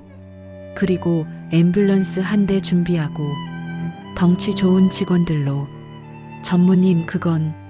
보안팀장이 말을 꺼내려 했지만 박 전무가 손으로 막았습니다. 입 다물고 시키는 대로만 해. 오늘 안으로 처리해. 네, 알겠습니다. 보안팀장은 깍듯하게 대답했죠. 같은 시각 다은의 집은 평화로운 아침이었습니다. 다은은 고무장갑을 끼고 부엌에서 설거지를 하고 있었어요. 할머니가 아침으로 드신 죽그릇을 정성스럽게 씻고 있었죠. 달그락 달그락 그릇 부딪히는 소리가 좁은 집안에 울려 퍼졌어요. 안방에서는 할머니가 텔레비전을 보고 계셨습니다. 아침 드라마가 나오고 있었죠. 할머니는 화면을 보며 어린아이처럼 웃거나 화를 내셨어요. 어머, 저 사람 나빠라. 왜 저래? 할머니의 목소리가 안방에서 들려왔습니다. 다은은 미소를 지으며 큰 소리로 대답했어요. 할머니, 드라마 재밌으세요? 응, 재밌는데 저 사람이 너무 나빠. 다은은 그릇을 다 씻고 헹구기 시작했습니다. 물소리가 경쾌하게 울렸어요. 할머니, 이따가 점심에는 계란찜 해줄까요? 할머니 좋아하시는 말랑말랑한 거요. 오, 좋지. 나는 우리 다은이가 해주는 게 제일 맛있어. 다은은 피식 웃으며 헹군 그릇을 건조대에 올려놓았습니다. 설거지를 마치고 할머니 점심을 미리 준비하려고 할 때였어요. 띠리리링, 띠리리링. 식탁 위에 놓인 휴대폰이 요란하게 울렸어요. 다은은 고무장갑을 벗으며 휴대폰을 집어들었습니다. 화면에는 발신자 표시 제한이라고 떠 있었어요. 누구지? 다은은 고개를 갸웃하며 통화 버튼을 눌렀습니다. 여보세요? 김다은 씨? 수화기 너머로 차갑고 건조한 남자 목소리가 들려왔습니다. 다은은 그 목소리를 단번에 알아챘어요. 툭! 다은의 손에서 고무장갑이 바닥으로 떨어졌습니다. 심장이 쿵하고 발끝까지 내려앉는 것 같았어요. 나야, 박전무. 다은의 온몸이 얼어붙었습니다. 손이 부들부들 떨렸어요. 전무님이 어떻게 제 번호를. 직원 신상 터는 건 일도 아니지. 박 전무의 목소리는 여유로웠습니다. 마치 쥐를 가지고 노는 고양이 같았어요. 본론만 말할게. 내 휴대폰 가지고 있지? 다은은 대답하지 못했습니다. 목구멍이 바짝 말라서 소리가 나오지 않았어요. 1시간 줄 테니까 지금 당장 회사 로비로 가져와. 알았지? 저는 다은은 떨리는 목소리로 겨우 말을 꺼냈습니다. 휴대폰이요? 저는 모르는 일입니다. 정말 없어요. 수화기 너머로 낮은 웃음소리가 들려왔습니다. 등골이 오싹해지는 소리였어요. 아직 상황 파악이 안 되나 보네. 좋아, 그럼 힌트를 줄게. 박 전무는 잠시 말을 멈췄습니다. 그리고는 천천히 또박또박 말했어요. 지금 내 집 대문 앞에 사람들이 서 있을 거야. 덩치 큰 남자들. 한번 창문으로 내다봐. 다은은 소스라치게 놀라 부엌 쪽 창문으로 달려갔습니다. 뿌연 유리창 너머로 검은색 승합차가 한 대 서 있는 게 보였어요. 차 옆에는 정말로 덩치 큰 남자 2명이 서 있었습니다. 다은의 얼굴에서 핏기가 쫙 빠졌습니다. 보이지? 사설 요양원 직원들이야. 요양원이요? 그래. 보호자가 능력이 없어서 치매 노인을 제대로 돌보지 못하고 방치한다고 신고가 들어왔거든. 다은의 눈이 커졌습니다. 온몸에서 식은땀이 흘러내렸어요. 그게 무슨 아주 멀고 시설 열악한 곳으로 모셔드릴 생각이야. 거기 한번 들어가면 죽을 때까지 못 나와. 면회도 안 되고. 이건 명백한 협박이었습니다. 아니, 협박을 넘어선 납치 예고였어요. 다은의 눈앞이 하얘졌습니다. 할머니가 낯선 남자들에게 끌려가는 상상이 머릿속을 가득 채웠어요. 휠체어에 앉은 할머니가 울부짖으며 다은을 찾는 모습, 차가운 요양원 방에 홀로 누워 계신 할머니의 모습. 안 돼요. 다은이 비명처럼 소리쳤습니다. 하지 마세요. 할머니는 아무 잘못도 없어요. 제발 할머니만은 건드리지 마세요. 그럼 좋은 말 할 때 가져와. 휴대폰? 박 전무의 목소리는 여전히 차갑고 건조했습니다. 다은은 울음을 참으며 떨리는 목소리로 물었어요. 도대체 그 휴대폰에 뭐가 들어있길래 이렇게까지 하시는 거예요? 남들이 알면 안 되는 범죄 증거라도 들어있나요? 수화기 너머로 잠시 침묵이 흘렀습니다. 다은은 그 침묵에서 확신을 얻었어요. 역시 그 안에 결정적인 증거가 들어있는 게 분명했습니다. 곧 박 전무의 목소리가 낮게 깔렸습니다. 마치 으르렁거리는 짐승 같았어요. 닥치고 가져와. 그 안에 든 게 세상에 나오면 내 할머니뿐만 아니라 너도 쥐도 새도 모르게 사라질 수 있어. 다은의 등골에 오한이 흘렀습니다. 마지막이야. 선택해. 휴대폰이야, 할머니야? 다은은 더 이상 버틸 수가 없었습니다. 안방에서 드라마를 보며 웃고 계신 할머니 생각에 가슴이 찢어질 것 같았어요. 갈게요. 다은이 울먹이며 소리쳤습니다.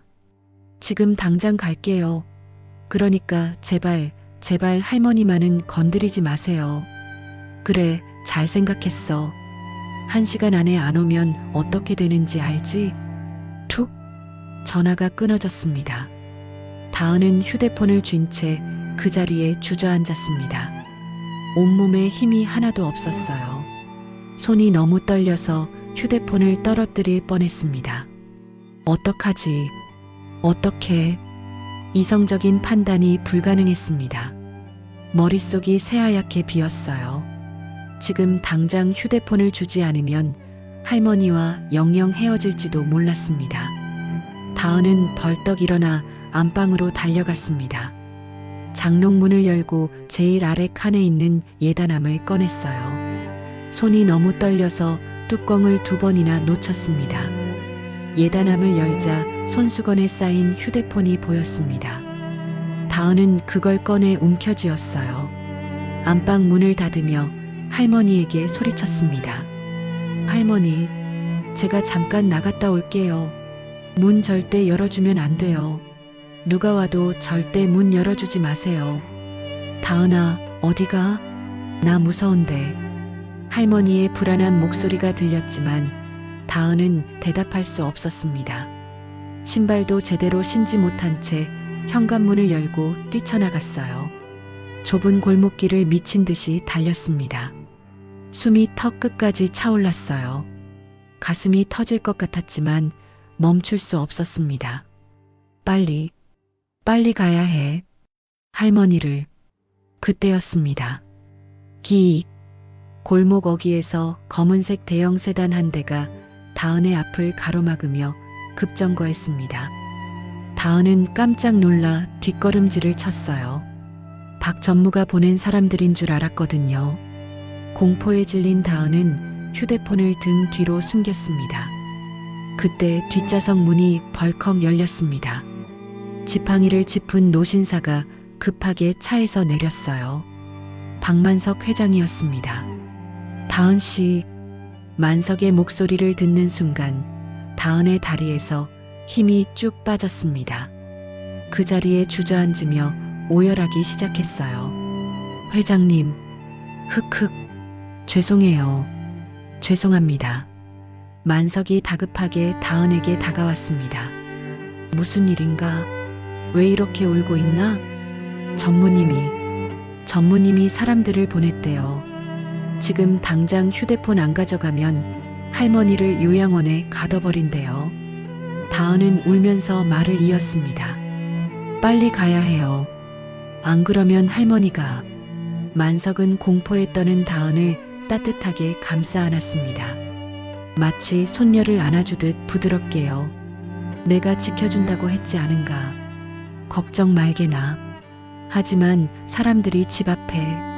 만석이 손짓을 하자 골목 뒤편에서 하얀색 앰뷸런스가 나타났습니다. 해성병원 로고가 선명하게 보였어요. 건장한 경호원 여러 명도 함께 나타났습니다. 다은 씨 집을 감싸고 있던 사람들은 우리 쪽 경호원들이야. 놀랐구나. 할머니는 내가 안전하게 모실 거야. 당장 우리 병원 VIP 병실로 모시겠네. 만석의 지시에 따라 경호원들이 다은의 집으로 들어갔습니다. 멀리서 박 전무가 보낸 검은 승합차가 황급히 도망치는 게 보였어요. 다은은 그제야 긴장이 풀리며 그 자리에 주저앉아 펑펑 울었습니다. 감사합니다. 정말 감사합니다, 회장님. 만석은 바닥에 주저앉은 다은을 직접 일으켜 세웠습니다. 그리고 옷에 묻은 흙을 털어주며 말했어요. 가족을 지키려는 마음, 내가 왜 모르겠나. 자네 잘못이 아니네. 늦지 않아서 다행이야. 만석은 다은의 손에 들린 휴대폰을 바라보며 묵직하게 말했습니다. 자, 이제 잘못된 것을 바로잡으러 가자꾸나. 박철우, 절대 가만두지 않겠네. 만석은 다은의 손을 꼭 잡았습니다. 그 따뜻한 온기가 다은에게 힘을 주었어요. 다은은 눈물을 닦으며 고개를 끄덕였습니다. 만석의 차를 타고 해성그룹 본사로 향했어요. 같은 시각 해성그룹 대회의실.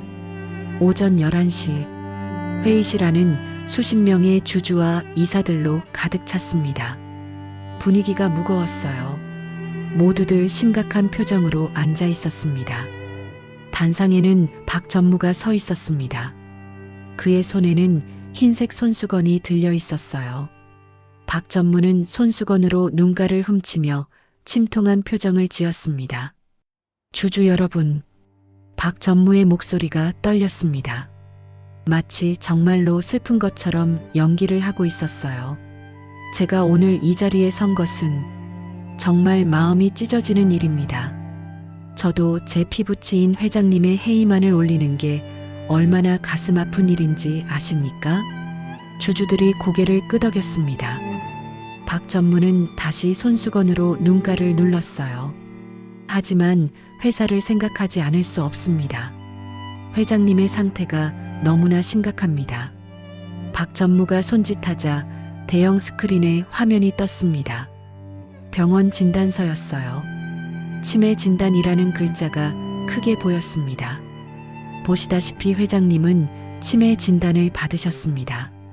최근에는 경영 판단에도 문제가 생겼고 심지어 죄 없는 직원을 도둑으로 몰아 해고하기도 하셨습니다. 주주들이 웅성거리기 시작했습니다. 정말이야? 치매라니. 그럼 경영을 제대로 못하시겠네. 회사가 위험해지는 거 아니야? 박 전무는 속으로 쾌재를 부르며 계속 말을 이었습니다. 다음 화면을 보시죠. 스크린에 새로운 사진이 떴습니다. 지난번 서명식 행사장에서 만석이 비틀거리며 나가는 모습이었어요. 각도를 교묘하게 잡아서 마치 정말 쓰러질 것처럼 보였습니다. 이게 며칠 전 행사장에서의 모습입니다. 중요한 계약 서명을 하다가 갑자기 정신을 잃으신 것처럼 나가셨습니다. 주주들의 웅성거림이 더 커졌습니다. 이건 심각하네. 역시 물러나셔야 하는 거 아니야? 박 전무는 다시 손수건으로 눈가를 훔쳤습니다. 하지만 그의 눈에는 눈물이 전혀 없었어요. 그저 연기일 뿐이었습니다. 저도 정말 괴롭습니다. 하지만 회사를 위해서, 직원들을 위해서, 그리고 주주 여러분을 위해서 어쩔 수 없는 결정을 내려야 합니다. 박 전무는 심호흡을 한 번 하고는 또박또박 말했습니다. 눈물을 머금고 회장님의 해임안에 대한 투표를 진행하겠습니다. 주주들이 고개를 숙였습니다. 모두들 무거운 표정이었어요. 박 전무는 단상 위에 놓인 의사봉을 집으려 했습니다. 드디어 끝났어. 이제 회사는 내 거야. 속으로 환호성을 지르며 손을 뻗었어요. 바로 그때였습니다. 멈추시오. 회의실 문이 쾅 하고 열렸습니다. 모든 사람들이 깜짝 놀라 문 쪽을 돌아봤어요. 박만석 회장이 지팡이를 짚고 위풍당당하게 걸어 들어오고 있었습니다. 그 뒤로는 깔끔한 정장을 입은 다은이 비장한 표정으로 따라오고 있었어요. 장내가 술렁이기 시작했습니다. 회장님, 병원에 계신다며? 치매 환자가 어떻게 저렇게 똑바로 걸어 다니시지? 저 여자는 누구야? 박 전무의 얼굴이 하얗게 질렸습니다. 손에 들고 있던 의사봉이 바닥에 떨어졌어요. 회장님? 여긴 어떻게? 만석은 지팡이로 바닥을 쿵쿵 치며 단상으로 걸어갔습니다. 내 정신은 아주 멀쩡하다네. 미쳐버린 건 자네 욕심이지, 철우. 박 전무가 황급히 보안 요원들을 불렀습니다. 경비원들, 뭐해? 저 사람 당장 끌어내. 저 여자는 해고된 청소부야. 불법 침입이라고. 보안 요원 2명이 다은에게 다가가려 했습니다. 하지만 만석이 지팡이로 바닥을 쿵 하고 내리쳤어요. 감히 누가 내 손님을 건드려. 만석의 목소리에는 카리스마가 넘쳤습니다. 보안 요원들이 움찔하며 멈춰섰어요. 이분은 내 귀한 손님이다. 누구도 손대지 마라. 만석의 눈짓에 다은은 고개를 들고 단상으로 걸어갔습니다. 떨리는 마음이었지만 발걸음은 확고했어요. 주주들이 수군거렸습니다. 저 여자가 누구지? 손에 뭘 들고 있는 거야? 다은은 단상 위로 올라가 마이크 앞에 섰습니다. 심호흡을 한 번 하고는 또렷하게 말했어요. 안녕하십니까? 저는 이 건물에서 청소 일을 하던 김다은이라고 합니다. 장내가 조용해졌습니다. 모두들 다은을 주목했어요. 박 전무님은 저를 도둑으로 몰아 해고했습니다. 하지만 다은은 잠시 말을 멈추고 박 전무를 똑바로 쳐다봤습니다. 진짜 도둑은 따로 있습니다.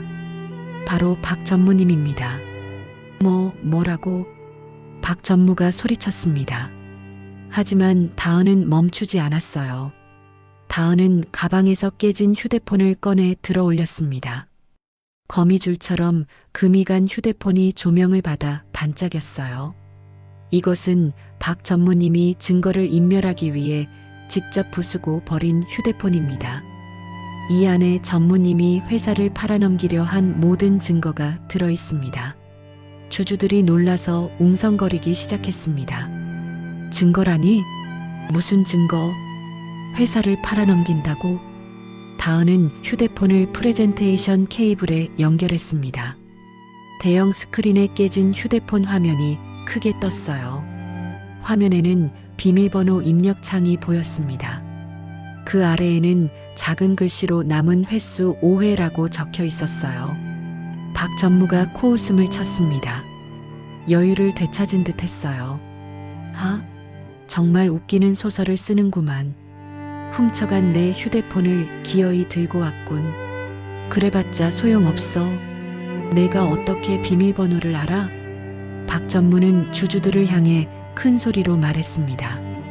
여러분, 저 휴대폰은 제 업무용 보안폰입니다. 회사 기밀을 지키기 위해 특수 설정을 해뒀죠. 5번만 비밀번호를 틀리면 안에 있는 모든 데이터가 자동으로 삭제됩니다. 주주들이 놀라서 다은을 쳐다봤습니다. 다은도 긴장한 표정이었어요. 박 전무가 비웃듯 말했습니다. 그러니까 저 여자가 아무리 눌러봤자 소용없다고요. 5번 틀리면 모든 증거가 사라져요. 어디 한번 해봐. 장내가 숨을 죽였습니다. 다은은 마른 침을 꿀꺽 삼켰어요. 손이 떨렸습니다.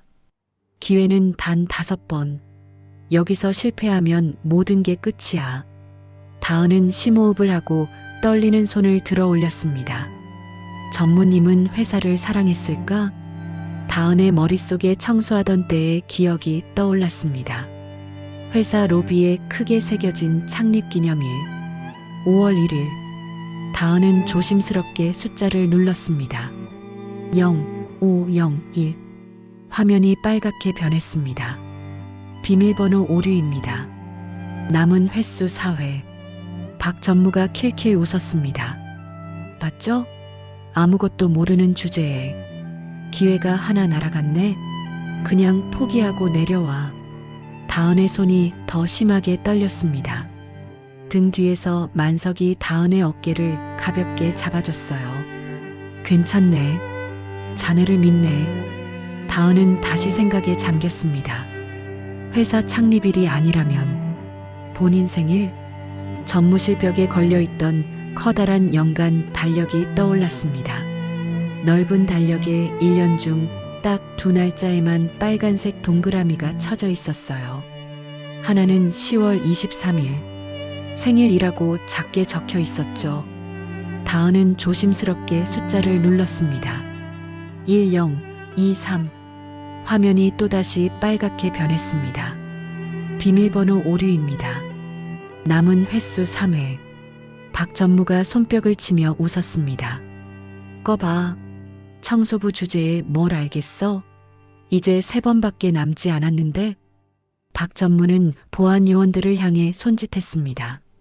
저 여자 당장 끌어내. 보안 요원 2명이 다시 다가왔습니다.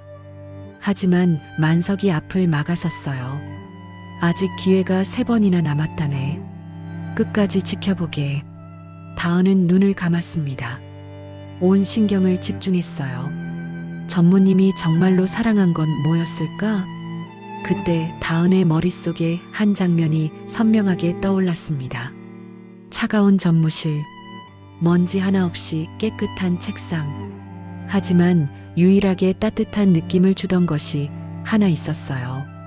책상 위에 액자, 환하게 웃고 있는 젊은 여성의 사진, 그리고 벽걸이 달력에 빨간 펜으로 별표까지 그려져 있던 그 날짜. 11월 12일. 우리 공주님 생일. 다은은 천천히 눈을 떴습니다. 이번에는 확신이 있었어요. 다은이 마이크를 잡고 낮은 목소리로 말했습니다. 전무님은 회사를 사랑하지 않으셨죠. 본인 자신도 사랑하지 않으셨고요. 박 전무의 표정이 미세하게 변했습니다. 당신이 유일하게 사랑한 건 오직 따님뿐이었습니다. 박 전무의 얼굴이 굳었습니다. 뭐라고? 다은은 확신에 찬 손가락으로 숫자를 눌렀습니다. 1112. 잠시 침묵이 흘렀습니다. 찰칵. 잠금 해제되었습니다. 띠링. 경쾌한 소리와 함께 홈 화면이 열렸습니다. 스크린에 휴대폰 바탕화면이 크게 떴어요. 장내에서 탄성이 터져 나왔습니다. 와, 열렸어. 대단한데? 박전무의 얼굴이 새하얗게 질렸습니다. 백지장처럼 핏기가 하나도 없었어요. 아, 안 돼. 꺼. 당장 끄지 못해. 박전무가 단상으로 뛰어오려 했습니다. 하지만 경호원들이 재빨리 그를 막았어요. 다은은 멈추지 않았습니다. 홈 화면에서 통화 녹음 앱을 찾아 눌렀어요. 화면에 녹음 파일 목록이 떴습니다. 다은은 가장 최근 파일을 눌렀습니다. 재생 시작. 스피커에서 목소리가 흘러나왔습니다. 회사 매각건 말이야. 서류는 다 준비됐고 오늘 서명만 받으면 돼. 그 노인네가 뭘 알겠어? 치매 온 것처럼 연기만 잘하면 되니까. 박전무의 목소리였습니다. 너무나 선명하게 들렸어요. 회장 치매로 만들어서 경영권 빼앗는 거야. 법적으로 문제없게 서류는 다 준비됐어. 그래, 치매 진단서는 가짜야. 그거 들키면 끝이라고. 장내가 술렁이기 시작했습니다. 저게 무슨 소리야? 치매 진단서가 가짜라고? 녹음은 계속 이어졌습니다. 매각 대금 들어오면 바로 송금해. 우리 딸 학비 끊기면 당신들 다 죽을 줄 알아. 일 끝나면 난 바로 해외로 뜰 거니까. 주주들이 자리에서 벌떡 일어났습니다. 이게 무슨 일이야? 회사를 팔아먹으려 했다고? 배신자 아냐? 박전무는 바닥에 주저앉았습니다. 다리에 힘이 하나도 없었어요. 내 딸 생일을. 박전무는 망연자실한 표정으로 중얼거렸습니다. 만석이 천천히 박전무에게 다가갔습니다. 지팡이로 바닥을 쿵쿵 치는 소리만 회의실에 울렸어요. 철우. 만석의 목소리는 차갑고 무거웠습니다. 자네는 내 조카였네. 내가 믿고 회사를 맡겼던 사람이었어. 그런데 이렇게 날 배신하다니. 박전무는 고개를 들지 못했습니다. 온몸이 떨리고 있었어요. 만석은 마이크를 잡고 주주들을 향해 말했습니다. 주주 여러분, 보셨다시피 제 정신은 멀쩡합니다. 치매 진단서는 조작된 것이었습니다. 모든 것은 박전무의 계획이었어요. 주주들이 고개를 끄덕였습니다. 만석은 다은을 바라보며 따뜻하게 미소 지었습니다. 그리고 이 모든 진실을 밝혀낸 사람은 바로 이 용감한 청년입니다. 김다은 씨입니다. 만석이 박수를 치기 시작했습니다.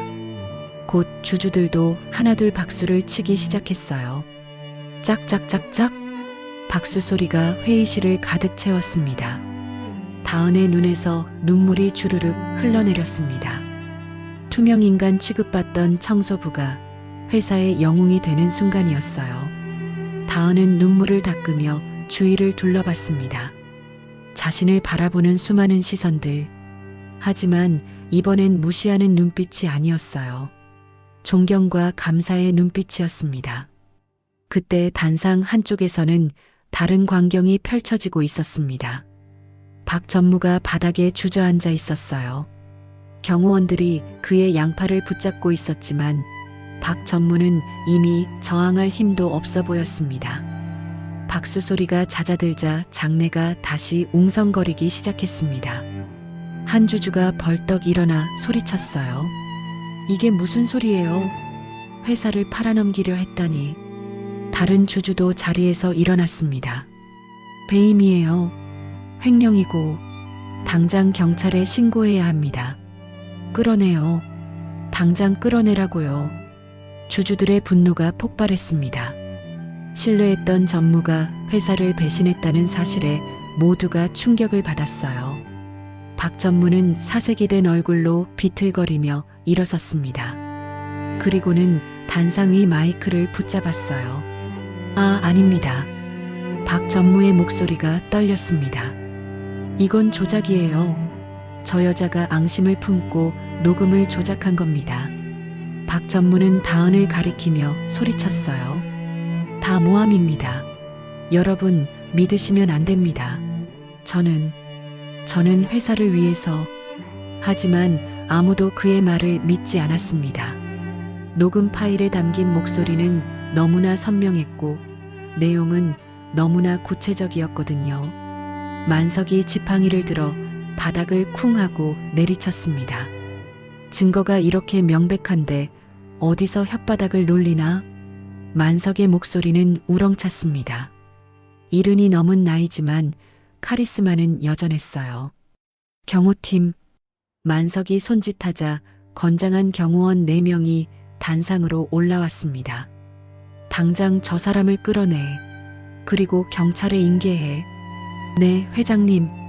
경호원들이 박전무의 양팔을 꺾어 제압했습니다. 박전무가 발버둥을 쳤어요. 나 이거 안 나? 내가 누군지 알아? 나는 이 회사 전무야. 전무라고. 하지만 경호원들은 꿈쩍도 하지 않았습니다. 오히려 더 단단히 붙잡았어요. 만석은 비서실장을 향해 차갑게 말했습니다. 비서실장, 지금 당장 경찰에 연락하게. 횡령, 배임 혐의로 고소할 거야. 네, 회장님. 즉시 연락하겠습니다. 비서실장이 급하게 회의실 밖으로 나갔습니다. 그리고 협박 혐의도 추가하게. 김다은 씨의 할머니를 협박한 것까지 전부 다. 알겠습니다. 만석은 다시 박전무를 돌아봤습니다. 이 녹음 파일도 증거로 제출할 거야. 더 이상 변명은 소용없네. 박전무는 경호원들에게 질질 끌려가고 있었습니다. 그때 박전무가 다은을 돌아보며 소리쳤어요. 너, 내가 감히. 박전무의 눈에는 광기가 서려 있었습니다. 내가 감히 내 앞길을 막아? 내 딸 유학비가 얼만지 알아? 박전무의 목소리가 점점 커졌습니다. 이게 다 내 딸을 위해서였어. 내 딸 행복하게 해주려고 한 건데 뭐가 잘못된 거야? 장내가 조용해졌습니다. 모두가 박전무를 바라봤어요. 다은은 피하지 않고 박전무를 똑바로 쳐다봤습니다. 그리고는 차분하지만 단호한 목소리로 말했어요. 전무님. 다은의 목소리가 회의실에 울렸습니다. 전무님 따님도 아빠가 훔친 돈으로 공부하고 싶진 않을 거예요. 박전무의 몸이 굳었습니다. 따님은 정직한 아버지를 원하셨을 거예요. 비록 가난해도 떳떳한 아버지를요. 다은은 잠시 말을 멈췄습니다. 그리고는 조용히 덧붙였어요. 그게 전무님이 따님에게 주는 마지막 생일 선물인가요? 범죄자 아버지라는 멍해요? 그 말에 박전무는 할 말을 잃었습니다. 입을 벌렸다 닫았다를 반복했지만 아무 소리도 나오지 않았어요. 박전무의 고개가 천천히 떨어졌습니다. 어깨가 축 처졌어요. 욕심에 눈이 멀어 딸에게 씻을 수 없는 상처를 준 비참한 아버지의 모습이었습니다. 끌고 나가. 만석의 명령에 경호원들이 박전무를 회의실 밖으로 끌고 나갔습니다. 아, 나 달란 말이야. 박전무의 처절한 비명소리가 복도에 울려 퍼졌습니다. 하지만 그 소리는 점점 멀어지더니 이내 사라졌어요. 회의실 안에는 무거운 침묵이 흘렀습니다.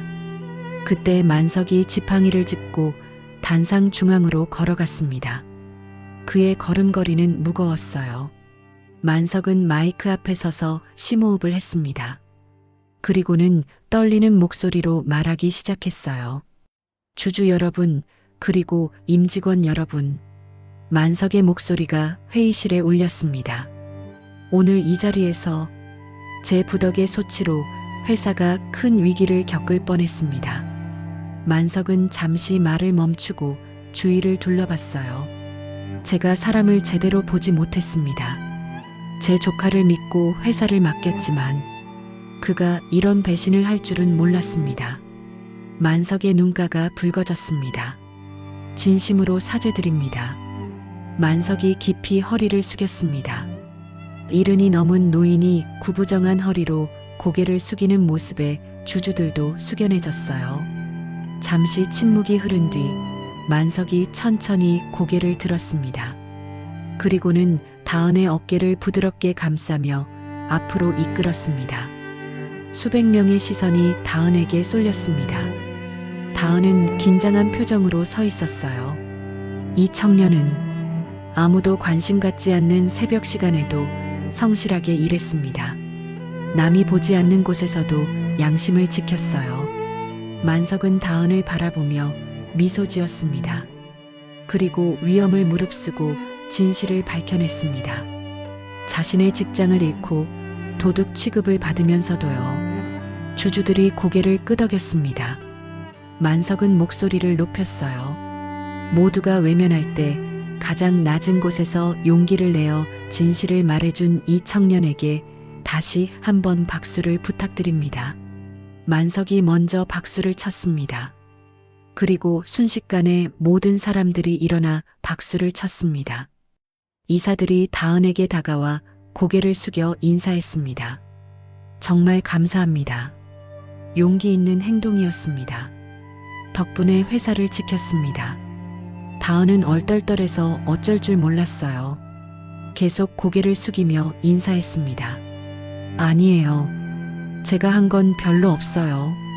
하지만 박수는 멈추지 않았습니다. 오히려 더 커졌어요. 다은의 눈에서 다시 눈물이 흘러내렸습니다. 이번엔 기쁨의 눈물이었어요. 벅차오르는 감정에 눈시울이 붉어졌습니다. 한참 후 모든 소동이 끝났습니다. 주주총회는 박전무의 해임과 만석의 연임을 만장일치로 결정했어요. 경찰도 도착해서 박전무를 연행해 갔습니다. 다은은 만석의 안내로 회장실 옆 응접실로 갔습니다. 다리에 힘이 하나도 없었어요. 소파에 앉자마자 긴장이 풀리며 온몸이 떨렸습니다. 끝났어. 정말 끝났어. 다은은 소파에 깊숙이 몸을 파묻었습니다. 손이 덜덜 떨렸어요. 만석이 응접실 한쪽에 있는 작은 주방으로 갔습니다. 잠시 후 김이 모락모락 나는 찻잔을 들고 돌아왔어요. 자, 마시게. 만석이 다은에게 유자차를 건넸습니다. 다은이 놀란 표정으로 찻잔을 받았어요. 회장님이 직접. 괜찮네. 자네가 새벽에 내게 차를 타줬듯이 이제 내가 자네에게 차를 타주는 거지. 다은은 찻잔을 두 손으로 감싸 쥐었습니다. 따뜻한 온기가 손바닥을 타고 전해졌어요. 그 온기가 얼어붙었던 몸을 녹여주는 것 같았습니다. 만석이 다은 옆에 앉았습니다. 많이 놀랐지? 네. 다은은 고개를 끄덕였습니다. 그리고는 문득 걱정스러운 표정으로 물었어요. 회장님, 할머니는요? 정말 괜찮으신 거죠? 만석이 따뜻하게 미소 지었습니다. 그럼 지금 우리 병원 VIP 병동에서 간호사들이 극진히 모시고 있네. 만석은 주머니에서 휴대폰을 꺼내 다은에게 보여줬어요. 화면에는 깨끗한 병실에서 환하게 웃고 계신 할머니의 사진이 있었습니다. 방금 병원장에게 보고받았는데 말이야. 점심도 두 그릇이나 비우시고 지금은 낮잠 주무신다더군. 그 말을 듣는 순간 다은은 참았던 감정이 터져 나왔습니다. 흐엉, 엉엉. 다은이 아이처럼 엉엉 울기 시작했어요. 너무 무서웠어요. 할머니 잘못되는 줄 알고. 다은은 찻잔을 테이블에 놓고 얼굴을 두 손으로 가렸어요. 어깨가 들썩이며 울었습니다. 전무님이 전화했을 때 정말 세상이 무너지는 줄 알았어요. 만석은 다은의 등을 부드럽게 토닥여줬습니다. 마치 손녀를 달래듯이요. 알아. 자네가 얼마나 무서웠을지 다 안다네. 만석의 목소리도 떨렸습니다. 미안하네. 내가 미리 막지 못해서. 자네가 그런 무서운 일을 겪게 해서. 아니에요. 다은이 고개를 저으며 울먹였습니다. 회장님 덕분에 할머니를 지킬 수 있었어요. 회장님이 안 계셨으면 저 혼자서는 할 수 없었을 거예요. 만석이 다은의 어깨를 꼭 안아줬습니다. 고맙다, 다은 씨. 자네 덕분에 나도 회사도 그리고 내 양심도 지켰어. 두 사람은 한참 동안 말없이 앉아 있었습니다. 1년이라는 시간이 흘렀습니다. 어느 화창한 봄날 아침 오전 8시 30분 혜성그룹 본사 로비의 회전문이 빙글빙글 돌아가며 한 젊은 여성을 들여보냈습니다. 김다은이었어요. 하지만 1년 전의 다은과는 많이 달라져 있었습니다. 낡은 청소복 대신 깔끔한 베이지색 정장을 입고 있었어요. 머리도 단정하게 묶었고 얼굴에는 은은한 화장이 되어 있었습니다. 무엇보다 가장 큰 변화는 다은의 표정이었어요. 1년 전 피곤에 지쳐있던 얼굴 대신 이제는 자신감 넘치는 밝은 미소가 가득했습니다. 다은의 목에는 사원증이 걸려 있었어요. 혜성복지재단 사회복지팀 김다은 주임이라고 적혀 있었습니다. 김 주임님, 좋은 아침이에요. 로비를 지나가던 직원이 환하게 웃으며 인사했습니다. 아, 네. 좋은 아침입니다. 다은도 밝게 웃으며 인사를 받았어요. 엘리베이터를 기다리는 동안 다은은 로비를 둘러봤습니다. 1년 전 이곳에서 청소를 하던 자신의 모습이 떠올랐어요. 새벽 5시에 출근해서 청소 카트를 밀던 모습. 아무도 관심 갖지 않던 투명 인간 같던 시절. 정말 많이 달라졌어. 다은은 마음속으로 중얼거렸습니다. 박 전무 사건 이후 만석은 다은에게 전폭적인 지원을 해줬습니다.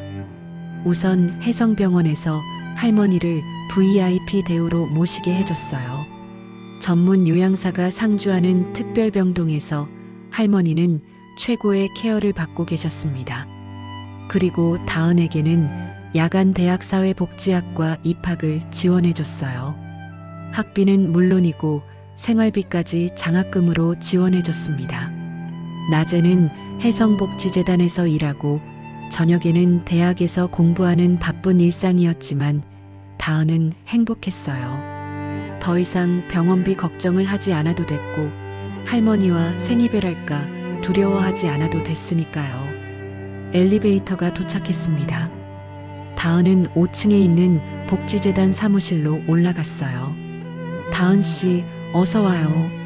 주임님, 오늘 일정 확인하셨어요? 동료 직원들이 반갑게 인사했습니다. 다은은 자신의 자리로 가서 가방을 내려놓았어요. 책상 위에는 액자가 하나 놓여 있었습니다. 할머니의 사진이었어요. 사진 속 할머니는 깨끗한 병실에서 환하게 웃고 계셨습니다. 두 손으로 V를 그리고 계셨죠. 옆에는 같은 병동에 계신 할머니 친구분들도 함께 찍혀 있었어요. 다은은 사진을 보며 미소 지었습니다. 할머니, 오늘도 건강하게 지내고 계시겠지? 1년 전 치매로 고생하시던 할머니는 이제 많이 좋아지셨습니다. 전문적인 치료와 케어 덕분이었어요. 기억력도 조금씩 돌아오고 계셨습니다. 무엇보다 할머니는 이제 외롭지 않으셨어요. 같은 병동에 계신 어르신들과 친구가 되셔서 매일 즐겁게 지내고 계셨습니다. 지옥 같던 삶이 거짓말처럼 천국으로 바뀌었어. 다은은 가슴 깊이 감사했습니다. 다은 씨, 오늘 오전에 독거노인 가정 방문 있어요. 준비됐죠? 팀장님이 물었습니다. 네, 준비 다 됐습니다. 다은은 힘차게 대답했어요. 이제 다은은 어려운 이웃을 돕는 사회복지사로 일하고 있었습니다. 자신이 받은 도움을 이제는 다른 사람들에게 나눠주는 거였죠. 오전 8시 50분 회의 준비를 위해 1층 로비로 내려온 다은은 엘리베이터를 기다리고 있었습니다. 그때였어요. 아이고, 갑자기 큰 소리가 들렸습니다. 다은이 고개를 돌리니 청소 카트를 밀던 중년 여성이 물통을 엎질러 버렸어요. 철벅, 물이 대리석 바닥에 쏟아졌습니다. 여사님은 당황해서 어쩔 줄 몰라 하셨어요. 아이고, 이를 어째. 큰일 났네. 여사님의 목소리가 떨렸습니다. 손도 부들부들 떨리고 있었어요. 그때 출근하던 정장 입은 직원 몇 명이 지나갔습니다. 아이, 조심하시지. 쯧쯧 아침부터. 직원들은 혀를 차며 물웅덩이를 피해갔어요. 아무도 도와주지 않았습니다. 여사님은 더욱 당황하셨어요. 바닥에 쪼그리고 앉아 손으로 물을 닦으려 하셨습니다. 다은은 그 모습을 보며 1년 전 자신의 모습이 떠올랐습니다. 투명인간 취급받던 청소부 시절, 실수해도 아무도 도와주지 않던 그때, 다은은 망설이지 않고 여사님에게 달려갔습니다.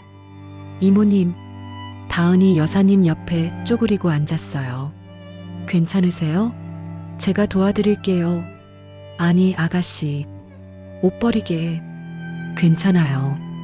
여사님이 손사래를 쳤지만 다은은 이미 청소 카트에서 대걸레를 꺼내고 있었습니다.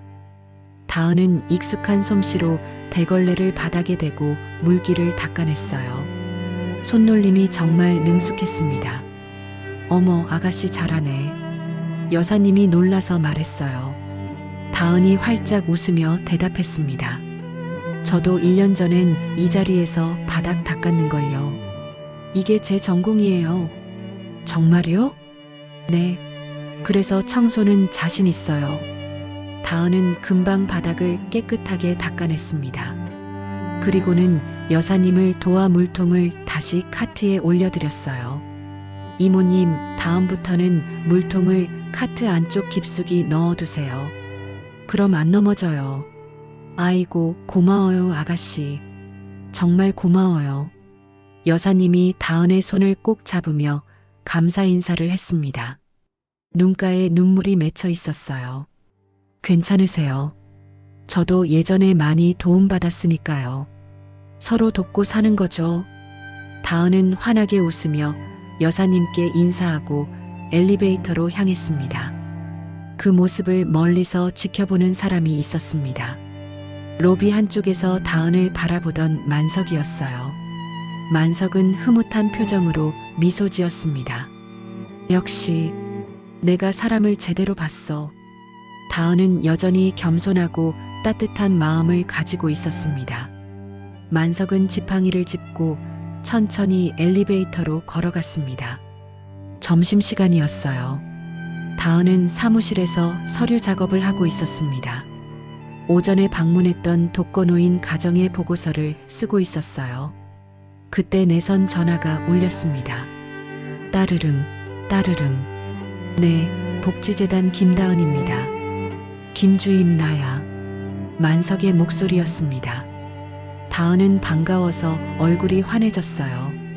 회장님, 안녕하세요. 점심 먹었나? 아직이요. 지금 보고서 쓰고 있었어요. 그럼 회장실로 올라오게. 같이 점심 먹지. 네, 회장실로요? 그래, 특별한 점심을 준비했다네. 다은은 궁금한 마음에 서둘러 회장실로 올라갔습니다. 회장실 문을 열고 들어서자 만석이 소파에 앉아 기다리고 있었어요. 어서 오게. 앉아. 다은이 소파에 앉자 만석이 테이블 위에 놓인 것을 가리켰습니다. 은박지에 쌓인 김밥 2줄과 컵라면 2개가 놓여 있었어요. 이거. 다은의 눈이 커졌습니다. 자네가 일하던 그 김밥집에서 사왔다네. 행복 김밥집 말이야. 만석이 웃으며 말했습니다. 난 이상하게 이 김밥이 호텔 뷔페보다 맛있더라고. 그래서 오늘 아침에 비서한테 시켜서 사오게 했지. 다은은 뭉클해서 목이 메었습니다. 1년 전 자신이 땀 흘리며 김밥을 말던 그 가게. 만석이 변장하고 찾아왔던 그 가게. 회장님, 자, 빨리 먹어보게. 식기 전에. 만석이 김밥 한 줄을 다은에게 건넸습니다. 다은은 은박지를 벗기고 김밥 한 조각을 집어 먹었어요. 여전히 맛있네요. 그렇지? 나도 이 김밥이 참 좋더라고. 만석도 김밥을 한 조각 집어 먹었습니다. 그리고는 컵라면에 뜨거운 물을 부었어요. 라면도 같이 먹어야 제맛이지. 회장님, 다은이 깜짝 놀라 만석의 손을 잡았습니다. 건강 생각하셔야죠. 라면 국물은 다 드시면 안 돼요. 만석이 허허 웃었습니다. 허허, 우리 청소 반장님 잔소리는 여전하구만. 청소 반장이 아니라 복지 주임이에요. 다은도 웃으며 말했습니다. 두 사람은 마주보고 앉아 김밥을 먹었어요. 호화로운 회장실에서 먹는 김밥과 라면. 이상하게도 세상 어떤 음식보다 맛있었습니다. 한참 먹다가 만석이 젓가락을 내려놓았습니다. 다은아. 네, 회장님. 만석의 목소리가 부드러워졌습니다. 고맙다. 내 곁에 있어줘서. 다은이 고개를 들어 만석을 봤어요. 만석의 눈가가 촉촉해져 있었습니다. 내게 손녀가 있었다면 딱 너 같았을 게다. 다은의 눈에서 눈물이 주르륵 흘러내렸습니다. 저도요, 회장님. 다은이 울먹이며 말했습니다. 저도 회장님 같은 할아버지가 계셔서 더 이상 세상이 춥지 않아요. 회장님이 저한테는 진짜 할아버지 같아요. 만석이 다은의 손을 꼭 잡았습니다. 나도 자네를 손녀처럼 여긴다네. 피는 안 섞였지만 마음으로는 진짜 가족이야. 두 사람은 한참 동안 손을 잡고 있었습니다. 창밖으로 따스한 봄 햇살이 쏟아져 들어왔어요. 회장실 안을 환하게 비추었습니다. 그 햇살 속에서 웃고 있는 두 사람. 70이 넘은 노인과 28이 된 청년. 피 한 방울 섞이지 않았지만 서로의 상처를 보듬어주며 진짜 가족이 된 두 사람. 새벽 5시 차가운 회장실에서 시작된 인연이 이제는 따뜻한 가족애로 피어났습니다. 오늘의 이야기가 당신의 마음에 작은 울림을 드렸다면 앞으로도 당신의 나날에 잔잔한 위로가 될 이야기들로 찾아뵐 수 있도록 구독과 좋아요를 눌러주세요. 그리고 사연의 주인공을 위한 따뜻한 말씀도 댓글로 부탁드립니다. 당신의 오늘을 늘 응원합니다. 인생 나날이었습니다.